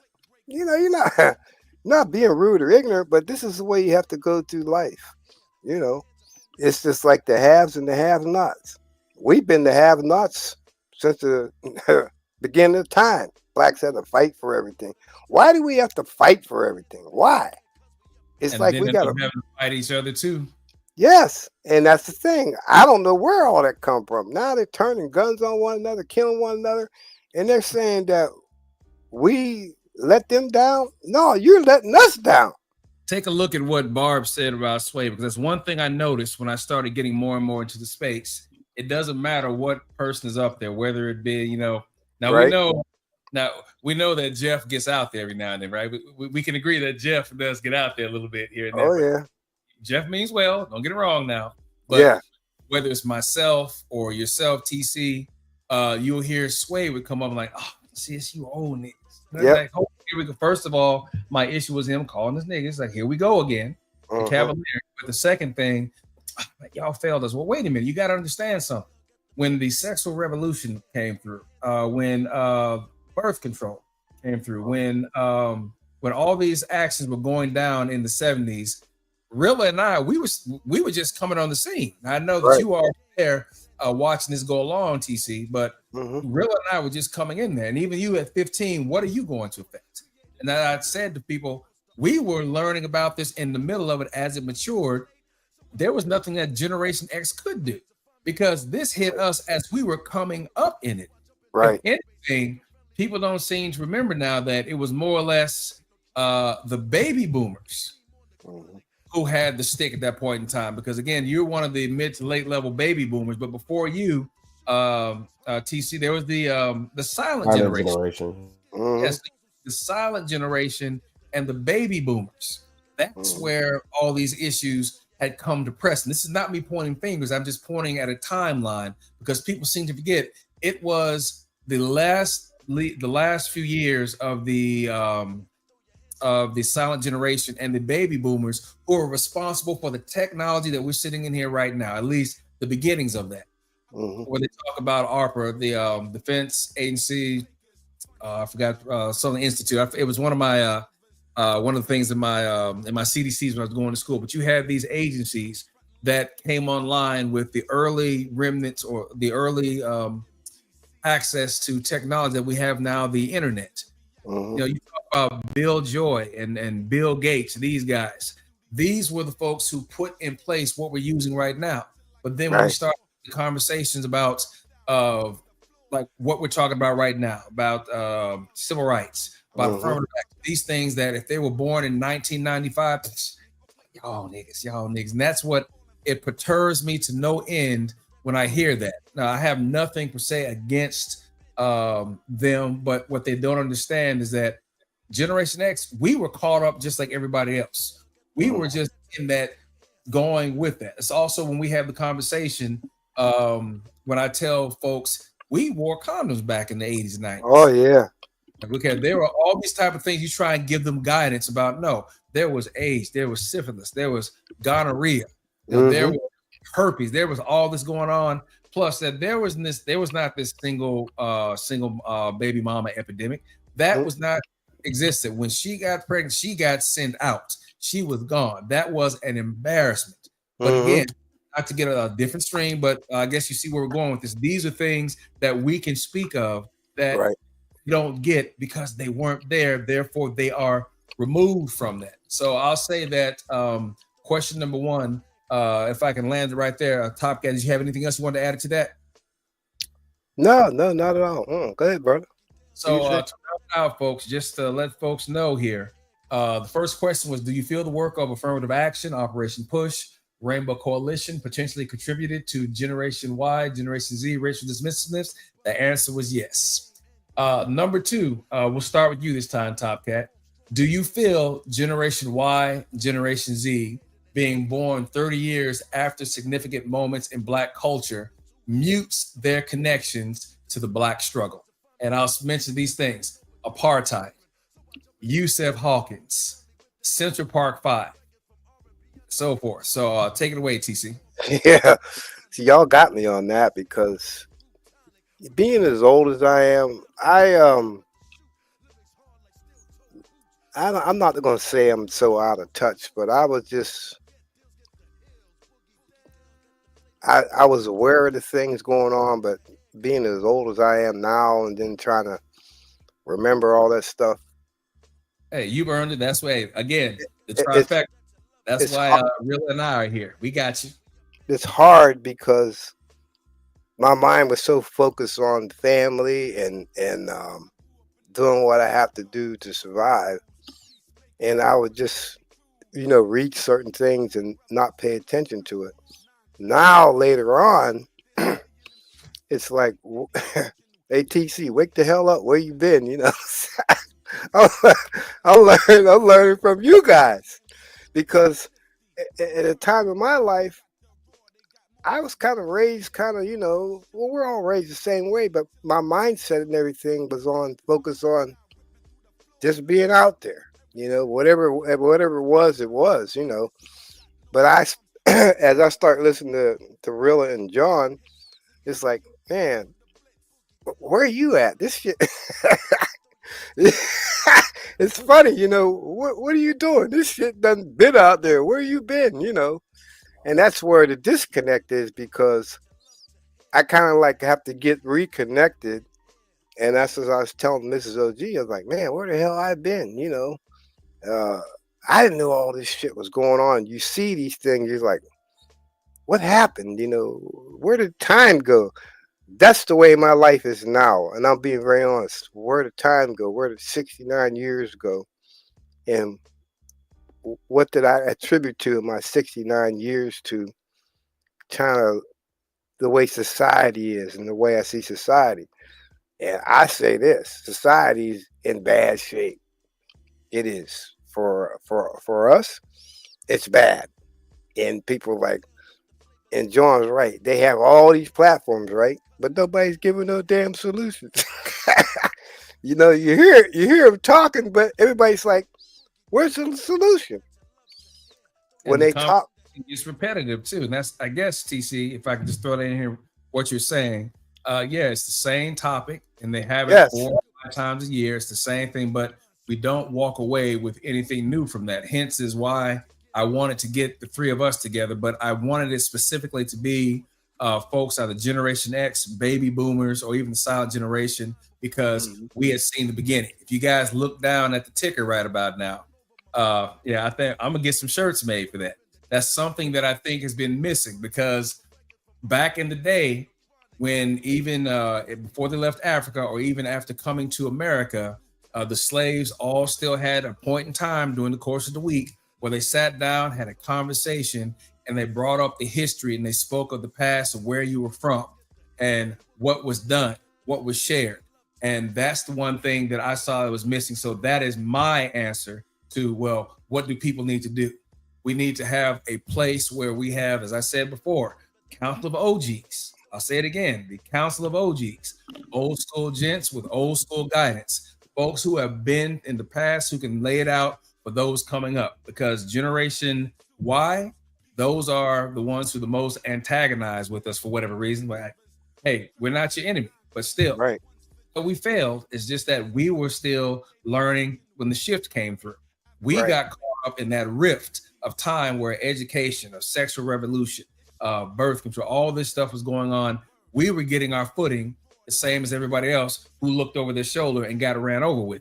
So there was nothing that we could do to affect that. And what people don't seem to realize is that there are people from baby boomer generation who are still in Congress, or who are just now leaving. These folks were there the entire time. So to say that it's on us, no. You're dealing with the same folks who are just young enough to get started when we were born. Right, so therefore, I feel this council is what needs to be in place so we can institute some type of learning, or if not, be the memory that some of them have never had. So it's not as dismissive as it is. So I'll go ahead and land it right there. Back to you, TC. Again, the question.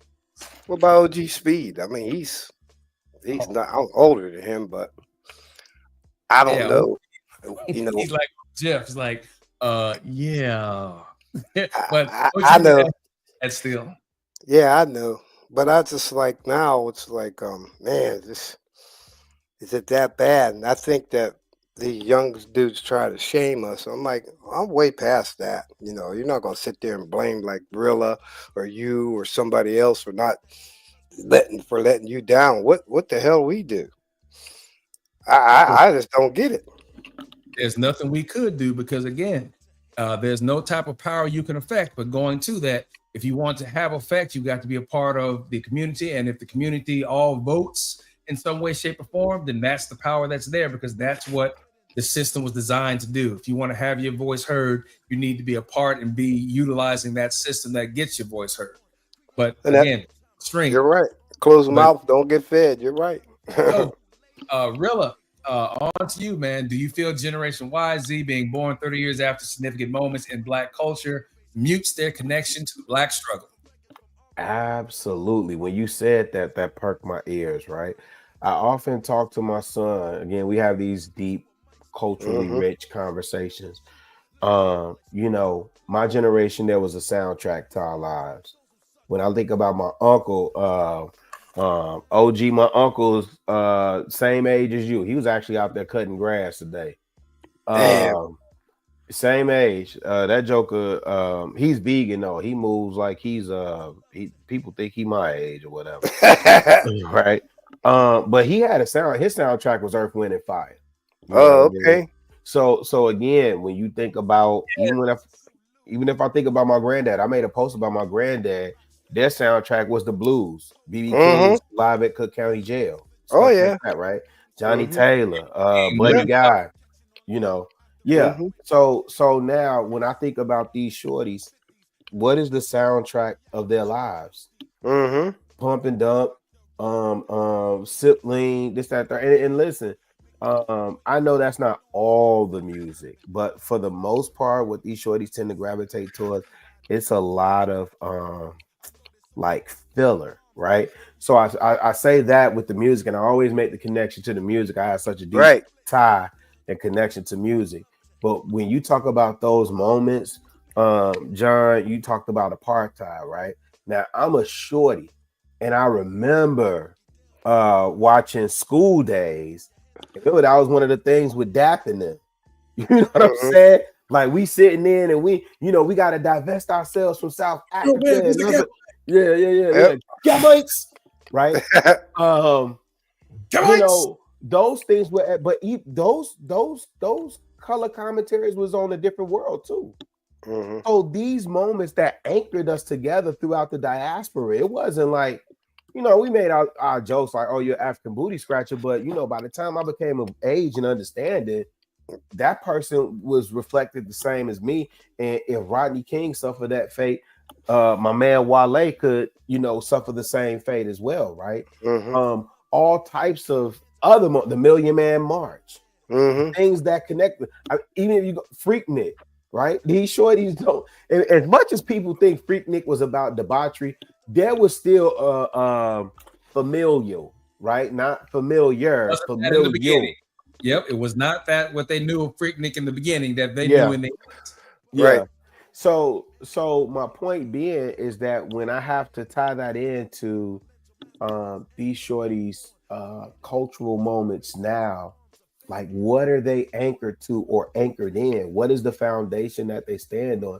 And because they miss so much of those things growing up and didn't see like what we saw. I mean, even living, I ain't gonna hold you.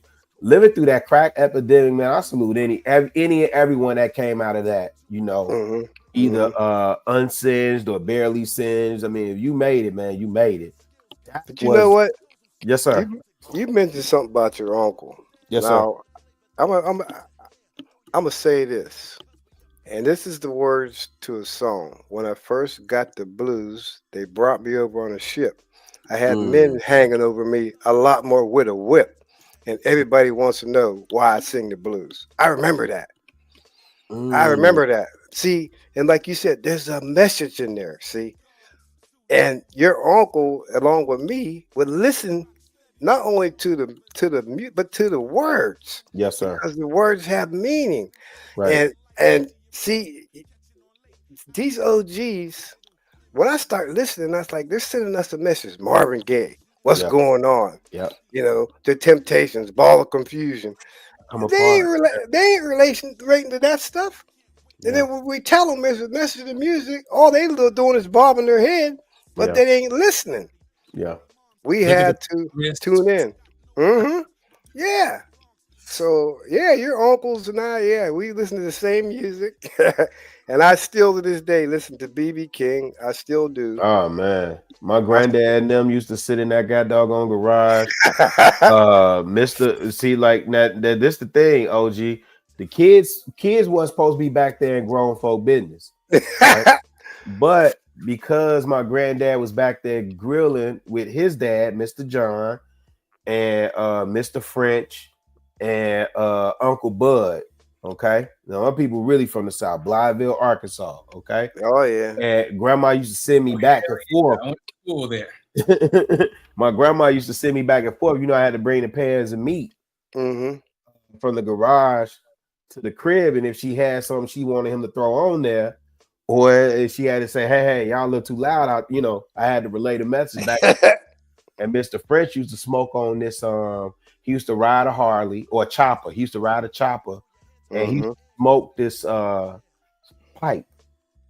He smoked this cobble pipe, and and the smoke, you can still smell it. It was sweet. Remember that? Just thinking about it. And he hold the bottom, like but you couldn't stay back there too long, man. They sitting there with their old style beer. That's what they drank. Old style. Yeah. Yeah, you couldn't bring no Milwaukee's Best back there. Don't bring no Pabst Blue Ribbon either. But they would sit back there and listen to the blues, and we just thought that's what old funky men listened to. Until you became of age. And then you hearing now what was BB King guitar name? What do you name? Lucille. Anybody in the chat or anyone who's watching the replay? Yeah, dog. Knowledge we're putting out here right about now. You know how Lucille got that name? How? They was playing in a place called Twist, Arkansas, and the place was made of wood, and they had a big barrel in the center of the floor, and they used kerosene. He said gas, but they used kerosene to heat the fire. Well, these two dudes was fighting over this damn woman, knocked the damn thing over, and the thing caught on fire. His guitar was inside. He's outside. He goes back in to get his guitar, almost risked his life. And after the fact, he finds out that the lady that they was fighting over was named Lucille, and that's how she got her name. He said it reminded him. He said it reminded him and never do a thing like that again. Listen, and he used to make that guitar cry. Oh man, yes. He made it sing, but he made that joker cry, boy. I remember my father would have those big what was that? You had the 33 and you had the Big 12. The Big 12, the albums my dad would talk about. He would talk about the blues is nothing but a good man feeling bad. Yeah. I would hear him sitting down playing that. And again, this is for anyone in the chat or the replay. And check it out. Donna saying she's listening. Yep. Yeah. So this is the trap. I found my dudes. Yeah. But see, this the other thing too that I wanted to say about the young bloods, right? So here's the thing that people need to understand. A lot of times old heads, and I didn't get it when I was young. I always respected the OGs, even when I wasn't listening to them right away. Them 20 years that I spent in Atlanta, I was able to survive off a game I got from the OGs. You dig what I'm saying? And so when we up here giving game, or anytime, cats is speaking, I'm not trying to control you. I'm not even trying to tell you what to do, fam. I'm trying to help you light the path. This path is yours, though. I'm out the way. You understand what I'm saying? But I'd be less than a man if I didn't pass some of this down the same way it was passed down to me. Right? I don't think I'm on your head top trying to act like I'm better than you or any of that. No, I want you to see this is the other thing, right? Every generation in our community always have to start at zero. Right. That should not be the case, man. I'm supposed to take from what Top Cat done built. I'm supposed to add another layer onto that foundation. Then my seeds coming behind me, my nephews, all them. Y'all supposed to add another layer. Then the Z's coming behind y'all, they add another layer. We supposed to continue to elevate this thing, man. And we can't do that if it's you old Negroes gotta go. Y'all don't know what y'all talking about. Y'all the reason why we in this to begin with. No, fam, we can't function like that, man. You know what song? Like that. You know what song comes to mind is BB King's "Paying the Cost to Be the Boss." Fast forward, fast forward to now. Let them play that, and they're going to say, "Where did he come up with all this?" And it's live in the well today. Like, men want to be in charge. He's saying through that song, "I'm paying the cost to be the boss. Pay the cost to be the boss." Yep. I don't want no back talk. And if you if you don't like the way I'm doing, just pick up your things and walk. That's what he said. Yeah. That's what he said. But he Go ahead, no, I'm just saying, he's saying, I'm sacrificing, I'm executing, I have the discipline to again pay the cost to be the boss, you know. Yes. Right. I mean, James Brown thinks about that too, right? Yeah. And so with that said, again, there was always messaging in the music, but again, that's why I hate when people say, "Oh, it's just entertainment." It's never been just entertainment for us. It's never been just entertainment. Now, you may find some redemptive value in that, you know, that it may be entertainment. Even when you talk about the griots, the bobbers, the troubadours who would go from village to village, so carrying messages. That's how they carry them. Yeah. James Brown's "This Is a Man's World." They probably never heard nothing like that. They need to listen to that. "This Is a Man's World" or "Living in America." He blurts out every place he's been and makes reference to it. Living in America. It was deep. Period. Exactly. Yes. And every time it's like when the artists have to change with the period, keep up with the times. And that's the same thing with the mentality that it moves into. And really, you said something that you're going to like for this next question here that I'm thinking about, because one of the things that I think that when I first ran into Rilla, it was one of Hamp's sets on a Friday. And Hamp said, "Hey, whatever comes to mind, put up there." So I thought, okay, let me go back a little bit. And the first thing that came to my mind was 3 Times Dope, the greatest man alive. Yeah. Yeah, I went, but I found some old stuff, Steady B, Serious with BDP, where come again. I was just watching that remix. Yeah. I'm talking about when hip hop had nothing. You hear nigger this or that instead of have that. So I'll tell you what, let's go ahead. Here's the next question. Chicago can catch up on his way back. So we'll kick it off with you again, TC. How much do you feel hip hop has contributed to the dismissive use of the N-word? Oh, yeah, that's got a lot to do with that. Oh, absolutely. Oh, by all means. If you want to add something, I'll finish it up for you. But what's your thought of it? No, I think it led into a lot of things. You know, when you start putting words to the lyrics and all that stuff, and you start adding that stuff in, everybody starts chiming in, and things just start to go south from there. So I was never really listening to a lot of hip hop. That wasn't my thing back then. So, you know, hearing it like when Snoop Dogg and that come on the scene, I didn't know nothing about him, but just listening to him, and I'm like, I didn't hear that. I didn't hear all that N-word and all that stuff. I didn't. Yeah. But I didn't. I really didn't hear all that N-word spewing out a lot of that music. I didn't until you lead up to now. And I'm thinking this ain't gonna be good, you know. And then like, look what happened now. Now the word seems to be, they can't leave it out of nothing. Every time you talk to somebody, it's got to be, "Hey, my nigga." You know, I don't like. Let's put it this way: I don't like saying the word, and I don't say it. I've never ever in my life used that word to talk to somebody else like "you a Rilla." I've never used that word, you know, and I think it's not right. It's disrespectful for me to call you that or Rilla that. Why? There's no need for that. And I also say it ain't no need for that in music neither. It's not. That should not be. No, it ain't. Rilla, I'll throw the second this question back to you as well. How much do you feel hip hop has contributed to the dismissive use of the N-word? Oh man. Let me know if these questions are on point here. Let me know if these are Man. Man. An overwhelmingly significant amount of contribution to the dismissive use of it, starting with when we normalize N-words with attitudes. Mm-hmm. When we normalize that. I'm not saying it wasn't in the music. I'm not saying that they weren't doing it at the parties. Like, if you go back and listen to some of them old Busy B, Cool Mo D, Cold Crush tapes, they were cussing and saying it then. There were Puerto Ricans, you know, in the B-boy jams using it too. Yeah, right, you know. there. We hold it for a second. Rilla just hit it. Yeah. I was talking about this earlier when I mentioned that it was doing the B-boy phase. And Rilla, you remember that cover that I texted you the other day, that image I sent you yesterday, breakdancing? There was a book. Now, I went on Platinum Elite's channel, and this is one of the days, I don't know, Platinum somehow got about 600 people on his platform. Oh, you know what? They were talking about that foundational black the foundational black American.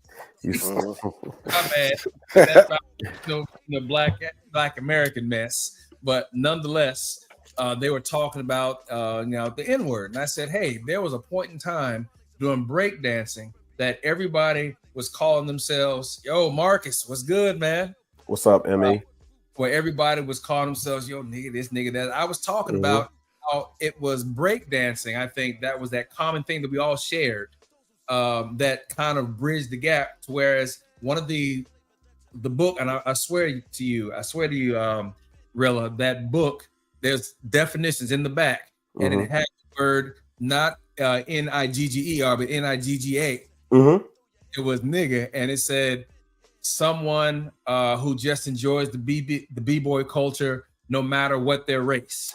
I don't know if that's completely accurate, but that's I had the book in my hand, and I remember it it was yesterday, because that killed me looking at that. But the dismissiveness, that is where I remember where it said, regardless of race, nigger was anybody, because that's how they looked at the b-boy culture. That was one area that I can speak of where it seemed that the dismissiveness started, or at least within that culture.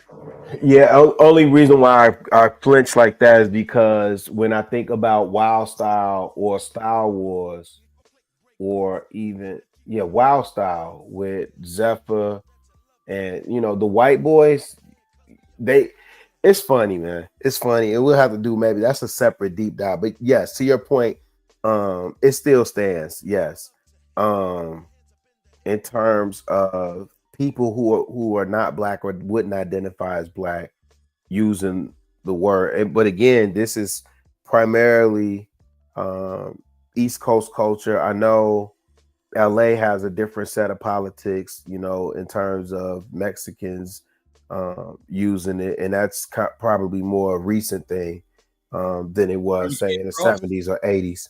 Remember Kid Frost back in the early 90s? Yeah. I don't recall maybe he was saying it then. I don't recall like a Kid Frost as much as maybe Cypress Hill. You know what I mean? But even when I think about Booyah Tribe, but nonetheless, it was normalized, and people don't understand the power and purpose of media if you think that it's just entertainment. Again, it's not just entertainment. The rap music as a vehicle was used to propagate and normalize language, and again, in particular, using the N-word. You got a group of people, I don't know, taking it back. Literally fighting to say a word that was that has its origins in oppression. And doing mental gymnastics, right? It belongs to us now, and all these other things. Hip hop, unfortunately, the culture of hip hop and rap music in particular, play a overwhelmingly, or plays to this day, so much so that it's almost, if if a white kid was saying it on record at this point, I don't think it'd be that much of a blow up around it. Not from their peer group, right? Because remember, you got the kid Takashi saying it. Oh yeah, that's like water. And it was not, and it was nothing. It's nothing to them, right? And so it's to your point when you're talking about the key word is just the dismissiveness around it, man. It's that's crazy, ain't it? it is because it's almost like what are the I sometimes I think like what are the ancestors saying? Oh man, Good ass. Yep. Man, What Big would they Mama. say if they were to see this right now? All the work. I tell you, remember that episode of the Boondocks where where Martin Luther King came back, what the hell is this I'm looking at? Yeah. It's taking your asses. Well, it's like I mean, think about it though. We have the most access, the most technology, the most education, the most resources. We have more than what they did during Reconstruction. Oh, absolutely. We do the dumbest shit. Forgive my language. Right about now. No, well, it's so my grandma say you so smart, you know everything about nothing. You know, they gotta understand, real. When we come up, there wasn't no internet, there wasn't no computers. We didn't have none of that stuff. And when we went to meet a female, it wasn't no FaceTime. You had to do that face to face. Hey, you had to put your Mac down. Hey, OG, how you used to Mac them? Oh, no. Tell him. Hey, tell him about I don't know if you're comfortable telling that story again. What's that? About your wife, your son's mother. Oh yeah, she's a trip. But tell him how you met her though. Oh, she was a majorette. The only black thing in there. West Side Street. Go ahead, TZ. and I like when he tells the story how he put his Mac down, man. Yeah. So my brother says, I was like, damn, look at that. Man, ain't she fine? My brother's like, you'll never get close to that. I'm like, what do you mean? So years later, though, now get this, years later, I worked at this dealership and she traded in some. How'd that go? Wait a minute. She had this Chevy Citation. Remember them Citations? I just bought a brand new El Camino. This is the truth. Our era. Yep. I bought this El Camino. Only brother around that had an El Camino. So I'm stopped at the stop sign, getting ready to go, and she runs the stop sign. She's running right inside of it. I'm freaking the hell out, I'm like, what the hell can't you see? And I didn't cuss her nothing, but I didn't know she had a kid in the car. Like, can't you see you had a stop sign? She got out and she's like, oh, I'm so sorry. And then my breath was taken away because I'm like, damn, this is the same girl that was a majorette, right? Well, damn.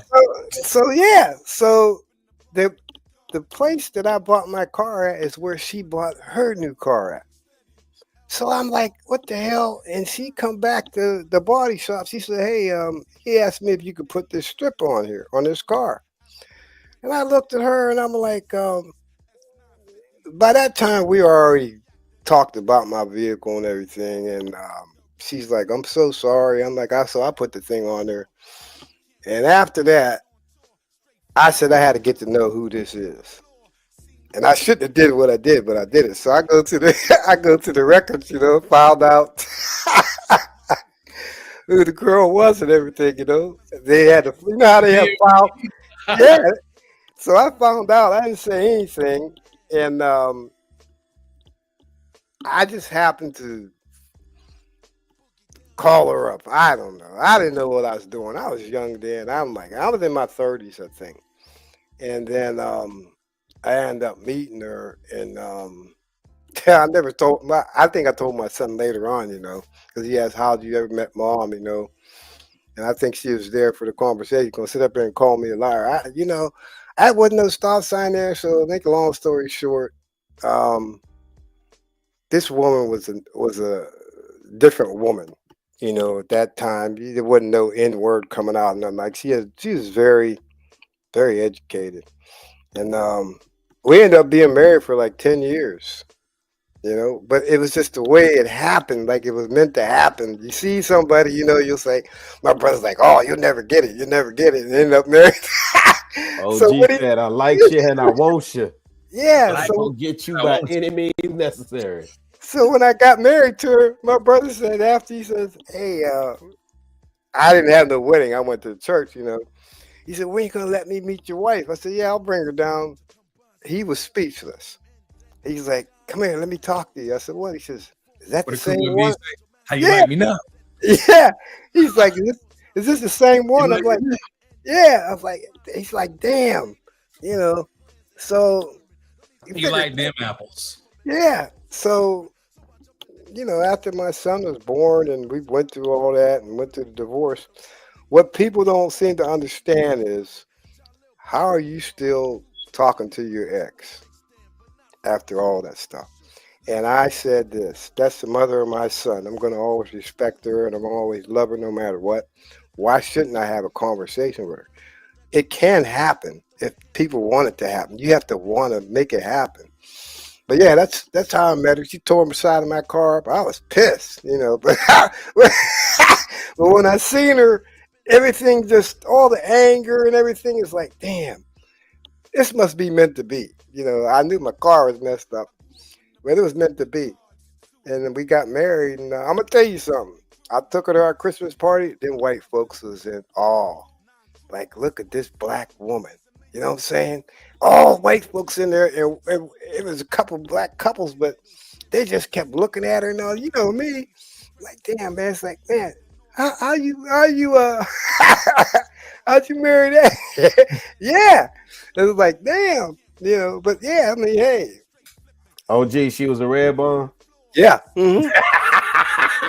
yep, Oh, yeah, sure was. I hmm realized you had to put that one in there, didn't you? Really? Hey, good Oh deal. Yeah, man, OG, we told the story like, yeah, yeah, man. my Yeah, brother she, thought I wasn't gonna get. I said, yeah, I got to have you. yeah, man. Yeah. Just really just throwing the bread out here. Let me just go ahead and just leave this trail here. Pick up hmm on this house. hmm She's a So red hey, bone. nothing better than a good side street. But you Oh, know Yeah, what? again, man. go Go ahead. ahead. Go ahead, Wonderland. No, Um, her mother was from Virginia, and I think that's where that red bone Got you. come from. Her Yeah, mother yeah. was very fair skinned, like she's white. And guess what? That's what my son looks like. And all I get is his mother white? Man, please, what are you talking about? say Virginia, yeah. But what do you Yeah. say? So back on Yeah. what you were Yes, saying, sir. Rilla, I'll go ahead. Let me throw something in here when we talk about again how much do you feel hip hop has contributed to the dismissive use of the N word. I can remember that it was seemed like you said, it was a light switch. I can remember one day listening to Paul Revere, listening to Jazzy Jeff, Girls Ain't Nothing But Trouble. You know, that young MC. You know, I can remember hip hop like that, Kid and Play, you know, getting hmm bumped. All right. And then all of a sudden, I was at the club in RAF Bentwaters, England. And then for whatever reason, something came on. Yo, shut up, get the fuck out. Here comes Easy here. And everyone was looking around like, yo, what is this? And that was the first time that I heard NWA. And then of course, then Public Enemy came out. My Uzi weighs a ton. At least all of that was at the same time. And hmm then that's just right then and there. There's I don't know, EPMD was probably one of the other last groups I remember. EPMD was right where I can remember. Oh, these suck niggas, blah blah. But the bass though, man, Eric Sermon was Strictly killing it. business. Man, I'm talking about with the with the hooks, and then with Jungle Boogie, and then with Oh man. Oh yeah. he was mixing right. But then Chicago and I were vibing on this earlier when we are talking about music where you didn't hear nigga said in it a lot. Right. That's a Sonic. All right, I can't think on that entire album. I don't think Daddy-O ever said. Nigga, can you recall? Let me know if I'm wrong, Chicago. No. I don't recall, but then you listen to LL Cool J with the what was that? Walking like a panther. Walking with a panther. Walking with a panther. Yeah, they all throughout it, man. Give it a chance, you big. I think just you listen to that verse, that's all you heard. But again, I can recall where you did not hear in any of the lyrics. And then as soon as NWA came out, there was a little bit again that you heard from EPMD, but it was the gangster rap that was most that I heard it from. And so then you transition that. Now we're talking about you get into the 90s where Q came out with America's Most Wanted, where he fell out with Dre and everybody. And then it just seemed that next thing you know, everybody's a gangster. Because but here's the thing, Angry Man and I got into it real quick over, I think when I was on his show, and well, not on his show, but I sent a chat in. This is before I really understood and realized that there is this this whole movement of Black conservative existence out here that I wasn't even aware of until I started paying attention to who I was talking to. But the thing here that caught what got Angry Man mad is that he asked a question similar to what I put out here, and that was when or what time period or what was it that changed Black culture when it came to music. And I said in a super chat, gangster rap. But then he got ticked about something, which is stupid, whatever it was he was flipping on. But he got upset when he started talking about East Coast versus West Coast. And I simply said rap music from the West Coast is what changed everything. But the thing was that I wasn't trying to say that gangster music started in the West Coast. I was saying that gangster rap was predominantly started or made it mainstream more so was West Coast. Now, I wasn't taken away from the fact, if we go back to Eric B for President. Now, remember on the back of the album where you had, I remember Flavor Flav was in the back of the album. They were all out. I don't know if it was at a playground or something, but I was like, John, see, this is what I know. Man, you don't know nothing about hip hop. Just listen to him just flip off like, Ninja, you don't know. And that was what I was thinking. I said, Ninja, you don't know what I know. But what he was pointing out was that it wasn't gangster rap, or gangster rap was not started on the West Coast, which is not what I was saying. I was saying that gangster rap became recognized worldwide because of West Coast. But back on the East Coast, you had guys who were out there banging. But the thing was, correct me if I'm wrong, Chicago, remember what the saying was, keep it on wax, or keep it off wax. I'm sorry. No, it was keeping on wax. But wait, so are we saying the Eric B? I just want clarification because I can go grab it. But are we saying on the Eric B and Rakim album cover on the back with the picture, that was like some type of gang affiliation? No, he was saying that there were gang affiliated people who were a part. I'm not saying that the album was gang affiliated. Oh, no. So, but but the general, nobody in the general public knew that. The only people that knew that was New Yorkers. And that was the point I was trying to make. People that knew Eric B knew that he was but even when, like, I'm in Chicago, you thought Rakim was the man. You didn't think nothing, because number one, Eric B was quiet, and he wasn't like the greatest DJ. So, you just thought it was a two-man duo, but you knew Rakim, well, at least for us perspective, nobody looked at that album and thought like, oh, those are all thugs, or those are Bloods, or some type of New York gang. Like, if you watch Warriors, for the most part, especially if you understand the history of Zulu Nation, you thought gangs were all but eradicated out of New York. Now, what you do understand, like I do understand Schoolie D is considered the first gangster rapper. I do understand Just Ice considered himself like a hip hop gangster. Freddie Fox, Bumpy Knuckles. But by the time you get to the West Coast, especially when you got Colors, NWA, right? You got NWA. When you start associating gangster rap, it went from Cool G rap, like Italian mimicking gangster, like that's what the East Coast version of it was, to where it's to where it's, when you get to NWA, it's gang banging. You saying you thinking Bloods and Crips because of the that was a very, very different time, and I concur. I think everybody cites two entry points, and it's not even finger pointing and blaming, but people, I think, especially from a historical context, you look at NWA's entry into the rap world and you look at the Chronic. And you say between those two entry points, that's where you get the proliferation of gangster rap. Because also consider what NWA ushered in. You went from MC Light to Hoes with Attitude. You got Bees with Problems. You remember them? Yep, Boss. Boss. I was about to say rest in peace, Boss. I was about to say Boss. Boss. Right? You didn't get none. You didn't get Choice. You know, well, she wasn't gang, she was just nasty. But yeah, Choice.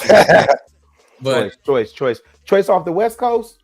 No, I think I want to say that she's been from the South, but Choice. The only reason that I knew Choice because my first base in the military was Nellis Air Force Base. So again, during this time frame, again, you heard Iggy was deep with NWA. By the time 1992 came around, every other word from any rapper who was in hip hop was Iggy this, Iggy that, Iggy this, because I remember I go back EPMD, their third CD, was it the Headbanger?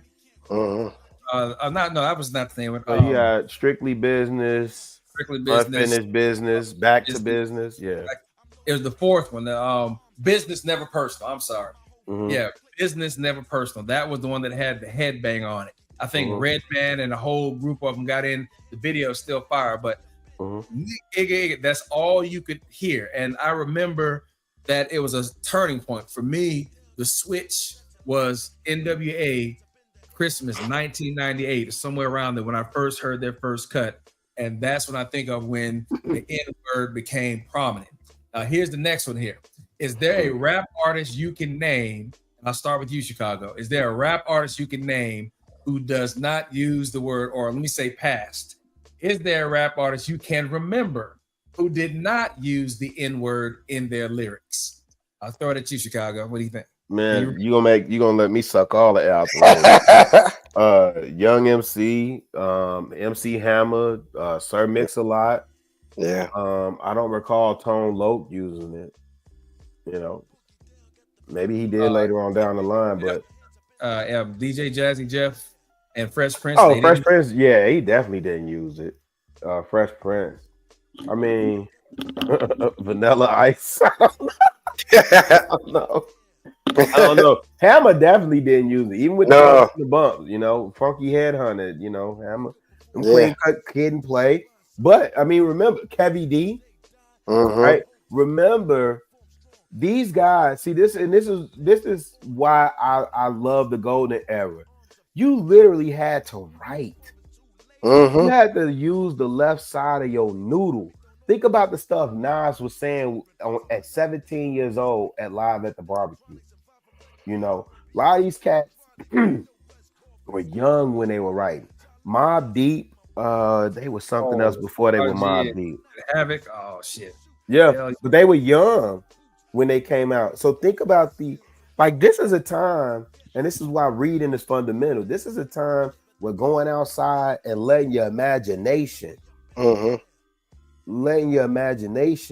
run wild and free. Some of those concepts, Kwame. Some of the concepts he was coming up with. In the polka dot era. Think about this, man. Since you brought up Kwame, back in that time from writing 88, 89, I saw someone having this conversation the other day. They were talking about rappers that they thought were mid-90s and like, oh no, these cats weren't mid-90s. For example, how many people realize that Jay-Z got his start with Jazzo? Yeah. Many people do not realize it was Hawaiian Sophie. Hawaiian Sophie. There you go. Yeah. I saw Hawaiian Sophie. And I laugh and I look back at that because Jay-Z had his box cut. Yeah. You know, he had on his little striped t-shirt and he had little cargo shorts and all this crap. And people seem to realize that Jay-Z has been out here for a minute. But the thing here is that he modeled his style after someone, and it was Jazz. Remember that beef that him and Jazz had for a minute? Oh, yeah. And I couldn't believe when I'm looking at Jay-Z calling Jazz an old bum. I'm like, hold up, bro. It was Jazz who put you on in the beginning. How are you going to sit here and talk crazy to Jazzo when everyone knows that Jay-Z is a derivative of Jazzo? And Jazz was the thug. Like they said, like Kid and Play, people don't seem to realize, I think it's Class Act where the character Blade Brown, everybody was talking about Kid. And I remember one of the documentaries they did, Kid was a stone cold thug, supposedly, from what he used to say. He was kind of easy about it, but he was talking about how he was, into the street ways, and Play was the nerd of the whole I can situation. believe that. I've met Play in real life when he went the Christian route. So I've met him. So I could believe that. And I think Kid, being light skinned and my Dukes was white, and it'd be the light skinned brothers that get picked on a lot and gotta defend themselves a lot. So I could see that with Play. Remember Redhead Kingpin? Oh yeah, right thing. Oh man, you talk about the summer of 88, 89 when De La Soul came out with Me, Myself. Oh, I'm about to say, so we talking gangster rap. Let me get this in there. Oh man. So, but this is the thing though, right? When you talk gangster rap, the other thing that was happening is that there was a proliferation of this. But there used to be an so for the kids who may not know, I mean, this is De La Soul pendant or medallion, but there used to be an Africa right in the middle of there. And that was so coveted to get like a African medallion, man. That joint. Well, they just re-released these. This is a couple of years old. Or self-destruction. You're headed for self-destruction. Man, you about to make me go pull out a couple of things. The thing of it is the word of that day was knowledge itself. There was a lot of, this is why I respect 5%. There's a lot of 5% of language, coded language in the music, right? The 5% of language was all uplifting though, right? Because you had mathematics, right? They dealt in numbers. Now, to the average guy, none of that stuff made sense. But imagine if you was a kid and arithmetic wasn't your thing. If you was talking that 5% of language, what's the mathematics for the day, God, and da. Like you had to know the stuff and break it down. Then also you couldn't just be talking gibberish. You had to read. You had to know something, bro. For me, again, if it wasn't for hip hop, I would be really, really late to the party reading the autobiography of Malcolm X, right? If it wasn't for KRS-One, Chuck D, you know what I'm saying? My vocabulary, Rakim, my God, because when you thought you wanted to be an MC, you couldn't just come to the cipher spitting like garbage, man. You had to have some, like when we was wearing them backpacks, you literally had a dictionary and a thesaurus back there. He always let me check my flow. Let me check my flow. He always had a dictionary open. Even Letterman also. Oh man, yeah. Spelling forwards and backwards. All that, man. So you couldn't have too much of that going on, though, John. That's what I'm saying. You couldn't have too much of this. The labels. I know I know people say, and it could be a convergence of things. I don't think it's highly coincidental though that you had this going on, right? And then this proliferation of this gangster music. You have this supreme awakening of people, the biggest enrollment in HBCUs, a boom in HBCU enrollment from Black kids, right? I would be curious to know what we don't examine are the PWI numbers around that time. I would be extremely curious to know what that looked like, right? So we got to dumb it down. Too many of you Negroes, you young Negroes with the energy and the legs and the mind to bring these things to fruition. Yeah, y'all got too much, man. We gotta bring that down a notch. So let's get all the bees and the hoes. Remember that whole song we was running around. Bitches ain't ish but hoes and tricks. Depending on that. There you go. 19.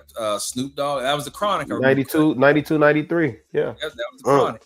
Yeah. And you go back and you look at all that, it started leaking out, and that the 89, 90 time frame is where everything took that turn around the corner. Let me drop this last one in here because there's a couple more things that we're touching on right now. If you guys got about another 15, 20, because we're hitting that spot that I was looking for. I don't want to keep you guys all night. But again, like I said, I found my fellas here, folks, in the chat here. That I ain't seen OG in a minute. I know this type of energy we got right now. I don't think I've ever cut a 3-hour episode by myself. But when you find people who relate and we can have the conversation, and plus, like I said, man, the council of OGs, Oldskool Gents with Oldskool Guidance. I think this is something that we need to do a couple times a month just to bring back up some of that history that's missing. So when we get this, oh, you old niggas, okay, have that conversation here. You want to get educated, folks? Here's the link. You can come meet us, and we'll put you down on a little bit of something. Yeah. So here's the last one I'll put here. If possible, cite examples of other races using the N-word as justification for their views or actions. And all three of us can do this right now because we've been this weekend for that bullshit. Yeah. I sat there. I mean, I'll put it this way: when Sean, shout out Sean Antonio. I don't know where he is. I had invited him to come up on the link tonight, but he probably has something else that was going on. But the first time that I'd ever met Jake was when he and CJ were, I guess, debating myself and Sean, and we won. But although we did win, as I told him, it didn't really feel like the win I expected, only because of the fact that the judges were tapping them out over constant interruptions. Now, at the same time, it was also a lot of falsehoods and misinformation that Jake was throwing out there. That was one of the things that he kept doing with Fatty that was irritating me. As far as when Fatty asked him, Jake, look at you. This is you. Oh, you're talking about, black people have killed it. Go ahead and say Igga if you want to. Go out over on X and say, these niggas,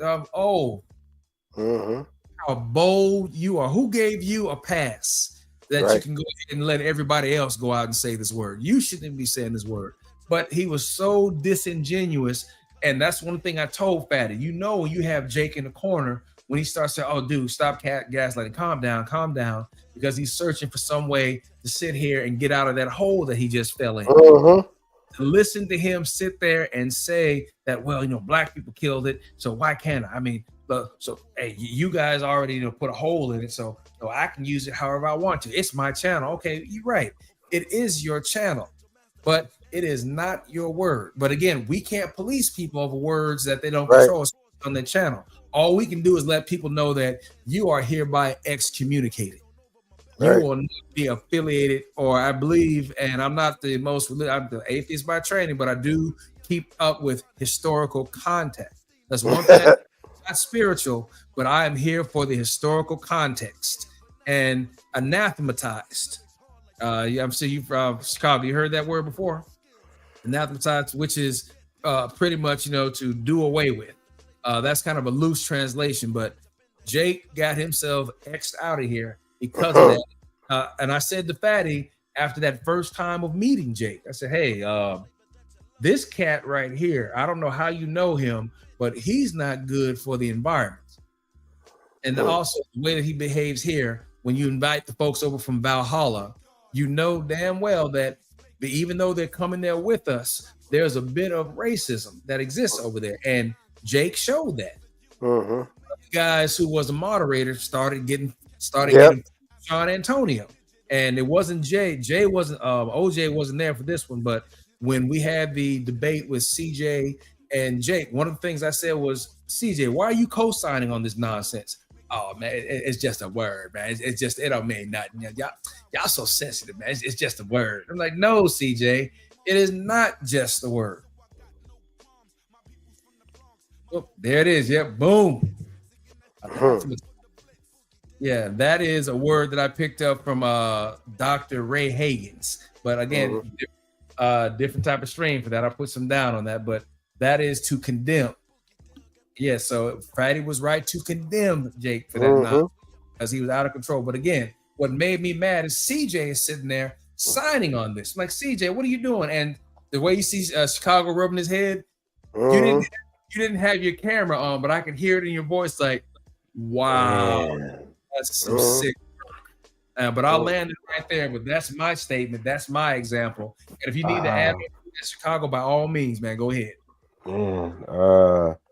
I'm just annoyed all over again because now I'm seeing how this is all tying in, right? You're talking about the dismissiveness, and that was my whole point. And you can't do this with the young ninjas, as he says. You can't have this conversation. Yeah. It's just a word to them. They don't understand the history, especially you, OG. Shout out, Top Cat.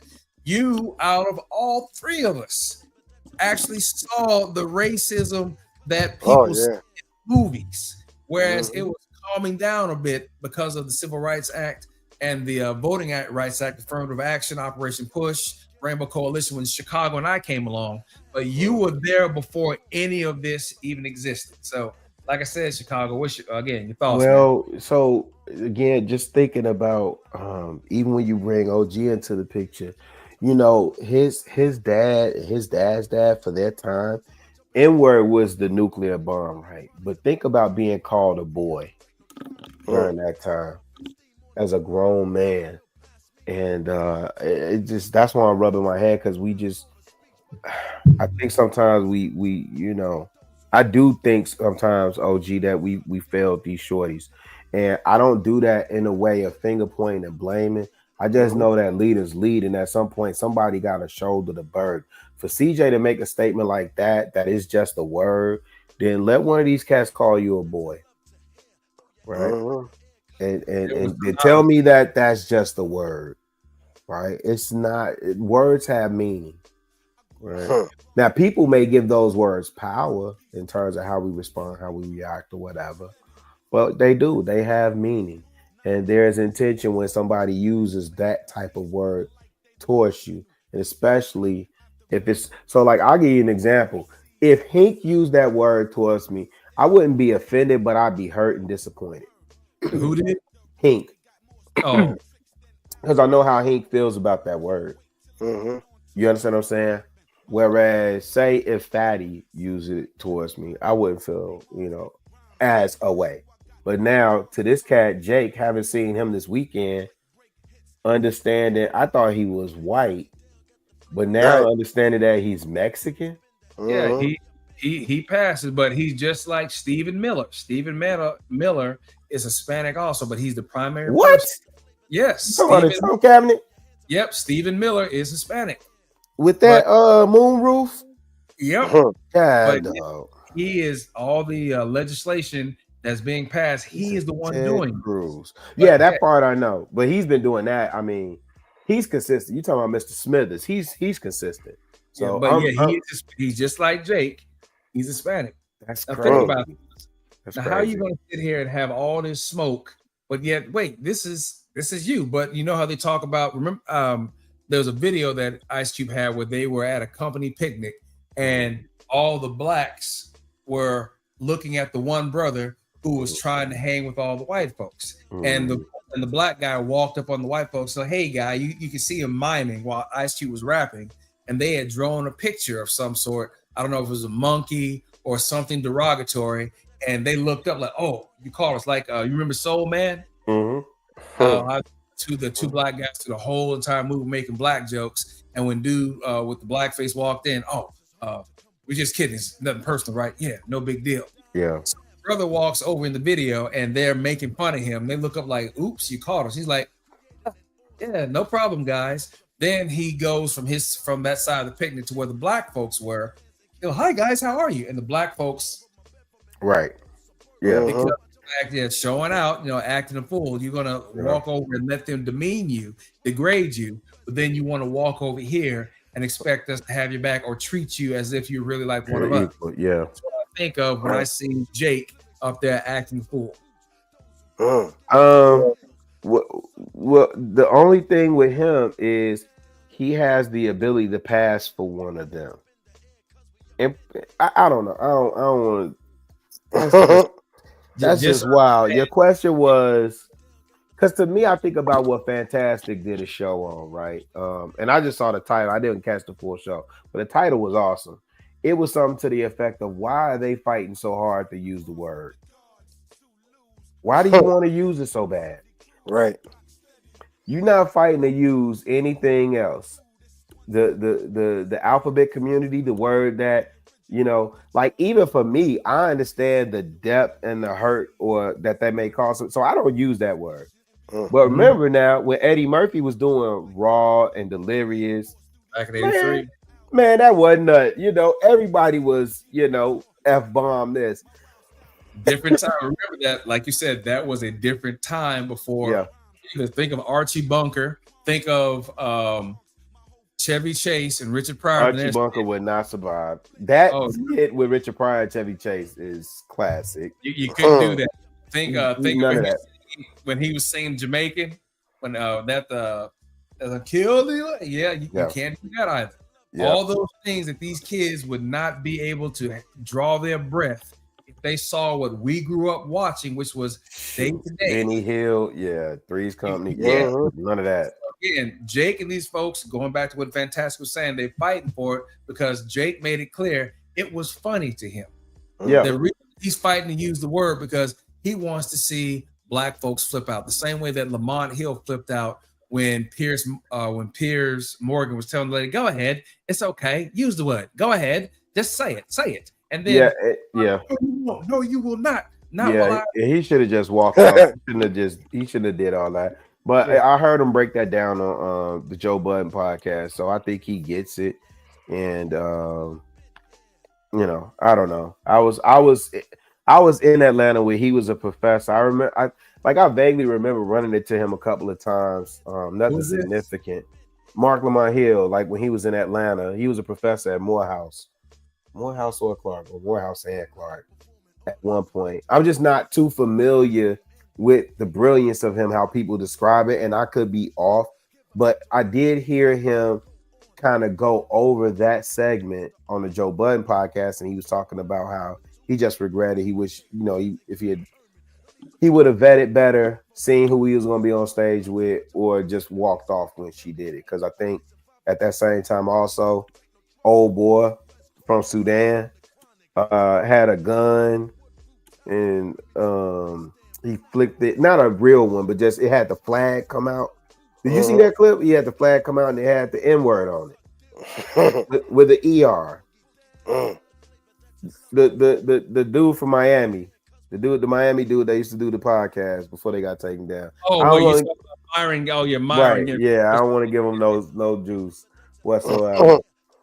But it just makes me think about that, right? And so I love how all this is tying in to that moment where it's, oh man, I remember seeing that, oh, you tripping, it's just a word. Like, yo, fam, you is tweaking.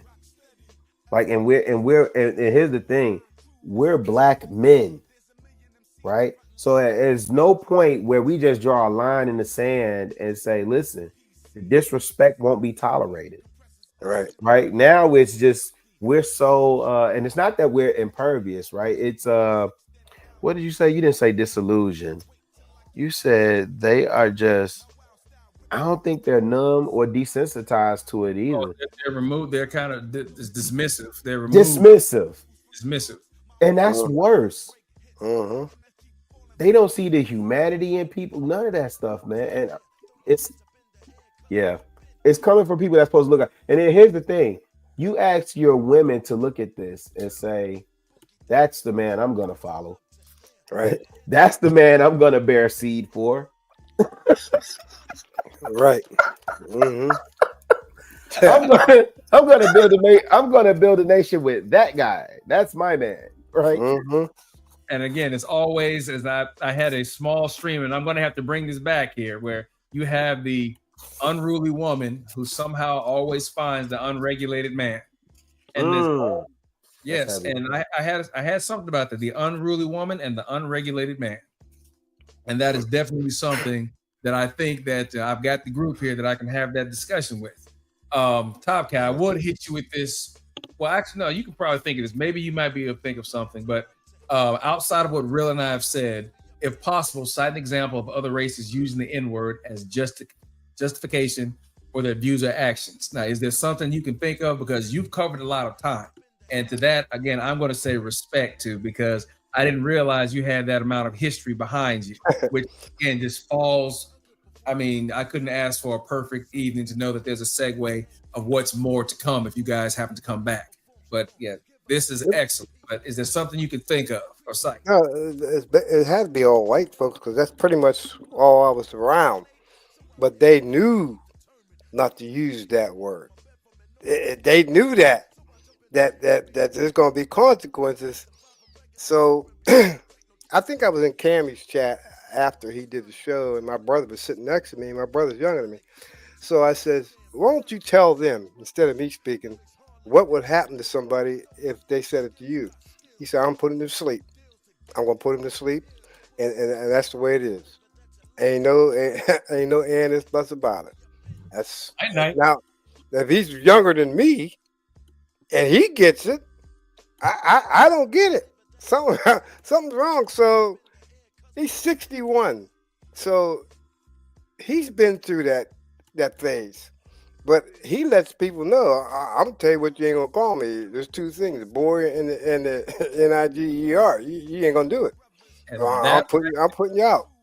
That right there is what prompted me to put this stream together. That point right there, because none of these young cats, I don't think, have ever met someone from that era that we come from who was about his business, about you can call me whatever you may think you can get away with, but I'll tell you what you want. Here, two things. You will not call me nigga, and you will not call me boy.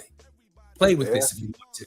And they have never met anyone like that because, again, they are removed from those circumstances. They're removed from that era, that entire environment where the Ku Klux Klan could kick your door down, come in the house, drag you outside, set your house on fire, set your lawn on fire, hang you, defile your wife directly in front of you before they see that in movies.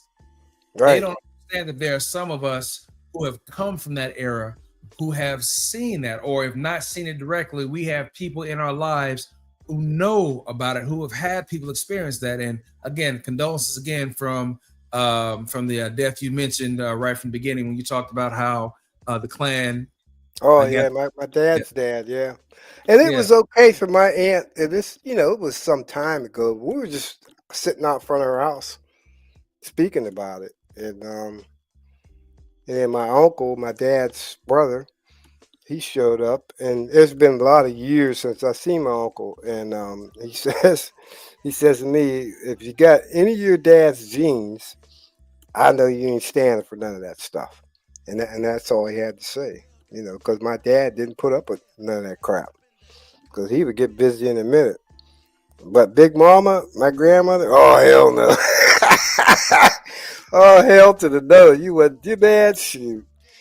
That was something that I always had my eyes open about, learning and listening. And then my oldest brother, God rest his soul, he was telling me about shit he had to go through in the service. About them white dudes floating that N-word out there all like that. Your oldest brother? You mean there was someone older than you as far as the sibling? Mm-hmm. He was 85 when he passed away. Jeez. Yeah, but he was very quiet about things. But when you got to talking about his military life and all that, he would say that these white dudes was they would say it. And he said a lot of them dudes spend time in the brick over that crap. They'd be locking them up because, see, they didn't have that crap. They wasn't having it. You're not getting away with just saying it. Now, who got locked up after the incident? The brothers got locked. The brothers got locked up. Oh, yeah. You know that. I didn't want to assume anything. I just wanted to hear that directly of who got locked up. You are minding your business. The other man comes along, calls you Igga, you get in the fight, but you and I can recall when in 82, I was having lunch, two kids that to this day, I remember the names. There was a school that used to exist that was called Park Avenue that I went to. Not that has any significance to the story, but the thing here is that while we were sitting down having lunch one day, Tim Smith, who's black, and the white kid he got in a fight with, his name was Preston Caldwell. I can't remember who started what, but they got up. Preston walked over, started swinging and punching on Tim. Tim, while he's taking shots to his head, is taking his watch off so his watch wouldn't get broken. Now, again, Preston hit him first, but in the end, guess who got suspended? Sure, absolutely. Yeah, Anthony got suspended, although he didn't even know what got started. But Preston started swinging on him. He took his watch off so it wouldn't get broken. Hit Preston back, hit him a couple of times. We broke it up, but Tim got suspended. Now, this is the stuff I remember from being 12 or 13 years old. This is a time frame where I remember my brother and I had just come back from living up in Minot, North Dakota for about 4 years, from like 78 to 1982. So you can think of that time. You guys think of the period of 78 to 82 for music where you are. And going back to what you said, Chicago, music is, that's, to me, it's an album. All right, it's an album cover. It's a soundtrack. I can remember, for me, I can remember Styx, Moody Blues, Oh yeah. All in Oats. Yep. Let's also talk about haircut one. Well, actually, haircut 100s when I got back. But we're talking like classic rock. That is the stuff that I recall from there. I remember listening to Casey Kasem. Oh yeah. Mm-hmm. And you listening to Casey Kasem on here on Sunday Top 40 Count. I can remember all that from sitting there and just listening to Gemini Dreams or listening to You Make My Dreams Come True. How about also Journey? Now this was the music that I came back in 1982. I talked to my cousin, hey man, have you listened to Kiss's new album? And he looked at me with it. Yep. Yes, because what I didn't know is when I got back, what I did not know is that there was this thing called I guess hip hop at the time. Remember Art of Noise with beatbox? That's what I came back to, man. I came back to play that beat. You gotta play that beat. Doom, doom, doom, doom, doom, doom, doom. This is what I was coming back to. And I had never heard that before. And I'm trying to make this adjustment because everybody's looking at me like, who's the white boy? Saying this to my face. Both my brother and myself, yo, who are the white boys? Like, dude, I grew up with you when we were 3 and 4 years old. We had the same babysitters. Now when I walk up and say, hey, what's going on, Woody? Hey, what's going on, white boy? Everyone starts laughing and kept on walking by. So I can relate to being on the opposite side of that. But even then, no matter what they called me, if a white kid called me nigga and one of them were around, it still went down. Yeah, we'll clown you and call you little white boy. But if somebody actually said nigga, pardon my language, folks. So this is, again, just to clarify for anyone joining the stream right now, we are not using this as a term of endearment. We are talking about it from exactly what it says below here in the ticker. It is not just a word. It is not a term of endearment. It is a slur meant to demean, disparage, and not to mention disenfranchise our existence. That's what that word is, folks. So I just want to make it clear here that we are not celebrating this word. This is not turn a frown upside down. This is not take the word back. This is not ownership. No, this is about a word that is dead here in this particular space. Again, find somebody who knows somebody, tell somebody about what's going on over here. If you like it, let me know. Share it if you do. Subscribe. This is what you're looking for. All right, Rilla, anything else in your mind that you want to put in here? If you guys had last thoughts, I know I've had you up here for a while, but this has been fantastic. Cat, last thoughts, what you got? No, I'm just saying, let me tell you this, even the Italians didn't go for that, because talking to this Italian dude, he's like, hey, you know what? I understand what they did to your people. You know what? He says, they did us just as bad, even though we didn't have to go through slavery. They did us just as rotten. So anytime any of them brothers got into it and them Italians is around, it was on. They were on the brother's side. And this white dude is looking like, what are you doing? And they, no, we're not having this.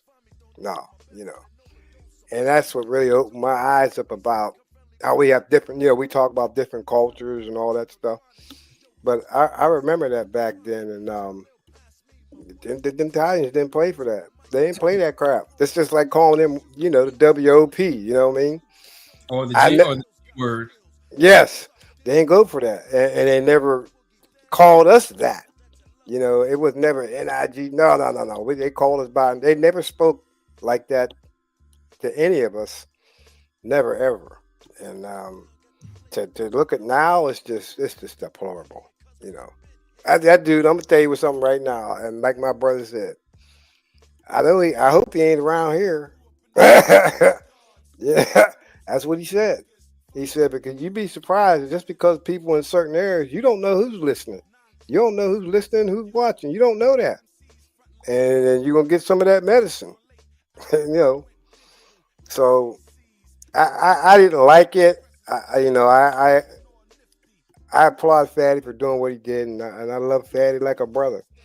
And I knew he wasn't putting up with that crap. I knew it. He just wants to see how far he's gonna go. Look, I'm gonna see how far you're gonna go, and then it's over. But what shocked me was when he says, "Oh, we're not friends." No, yeah, you ain't my friend.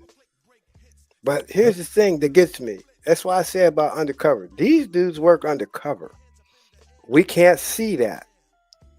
But it just so happens that if they're doing it undercover, they're going to do it right in front of us. It's just a matter of time. And that's why I said, Get comfortable. yep, history is repeating itself. And everybody said, what do you mean, OG? Say no. Yeah. No, they ain't having that crap. If you were a friend, you would not put me in this situation.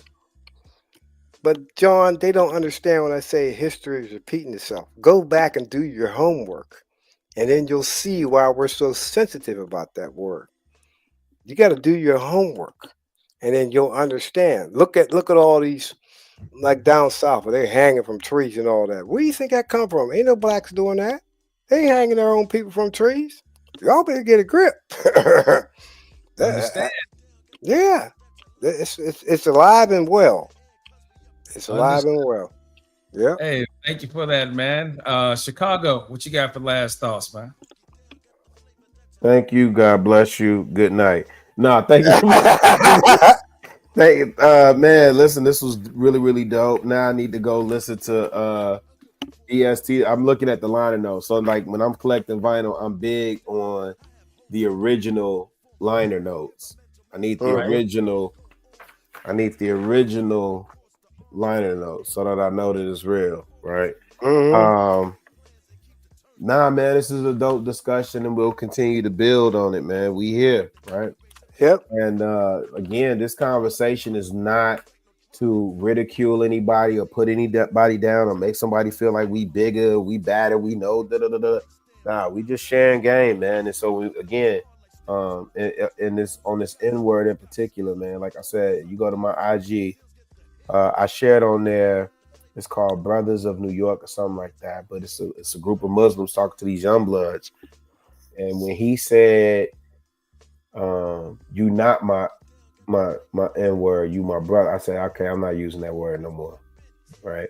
So that's been my whole practice all weekend, is just divesting myself from using that word, even in colloquial, familial settings. Like, you not my N-word, you my brother.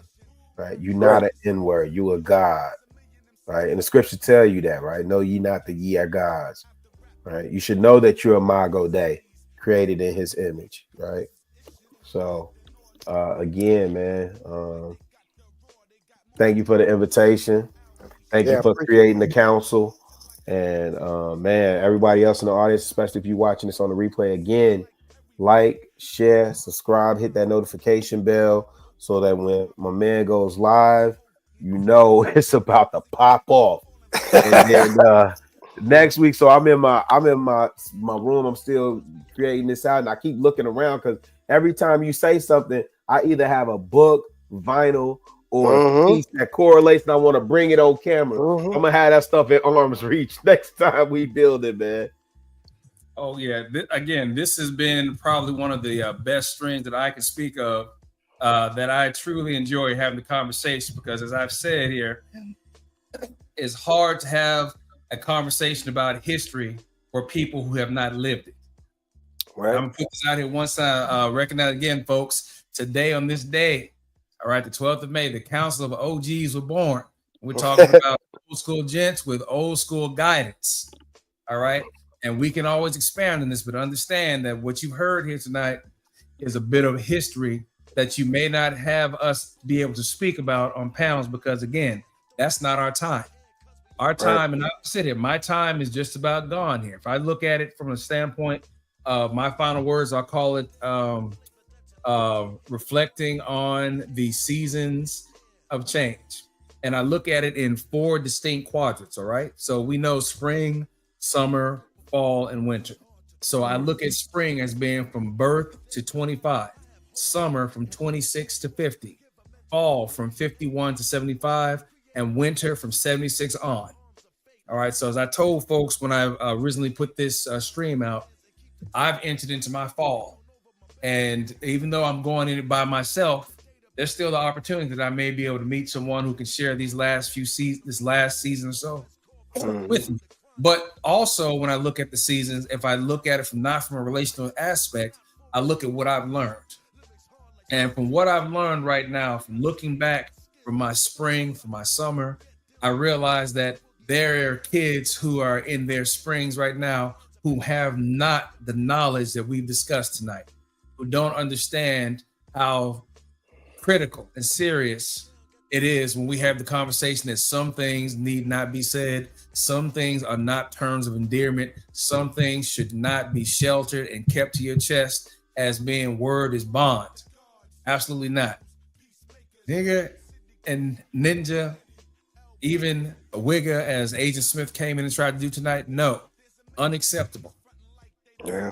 So what I'm thinking is that when we look back at the period where these kids are coming up and growing that are removed from the experiences that we speak of where it was derogatory, it needs to be given back and had with them as well to know that this is unacceptable. And again, having you guys show up and be a part of this means that I can bring this back with your assistance, and maybe this can be an area where we can have the conversations amongst the elders that we can't with others. And hopefully they'll follow us over and get some insight on this. So again, that's what I'll use for my final thoughts. And once again, I want to thank you guys for coming through again. Top Cat, ChicagoRilla, anybody out there in the replay, appreciate you guys for showing up and checking us out here if you were live. So again, I hope to see everybody here for last time. And again, thank you guys for showing up here for the conversation. Find somebody, know somebody to tell somebody about what's going on over here. If you like it, let us know. Share it if you do, and subscribe if this you're looking for. Value conversation, Gen X, spoken word, along with the Council of OGs. We out. Peace.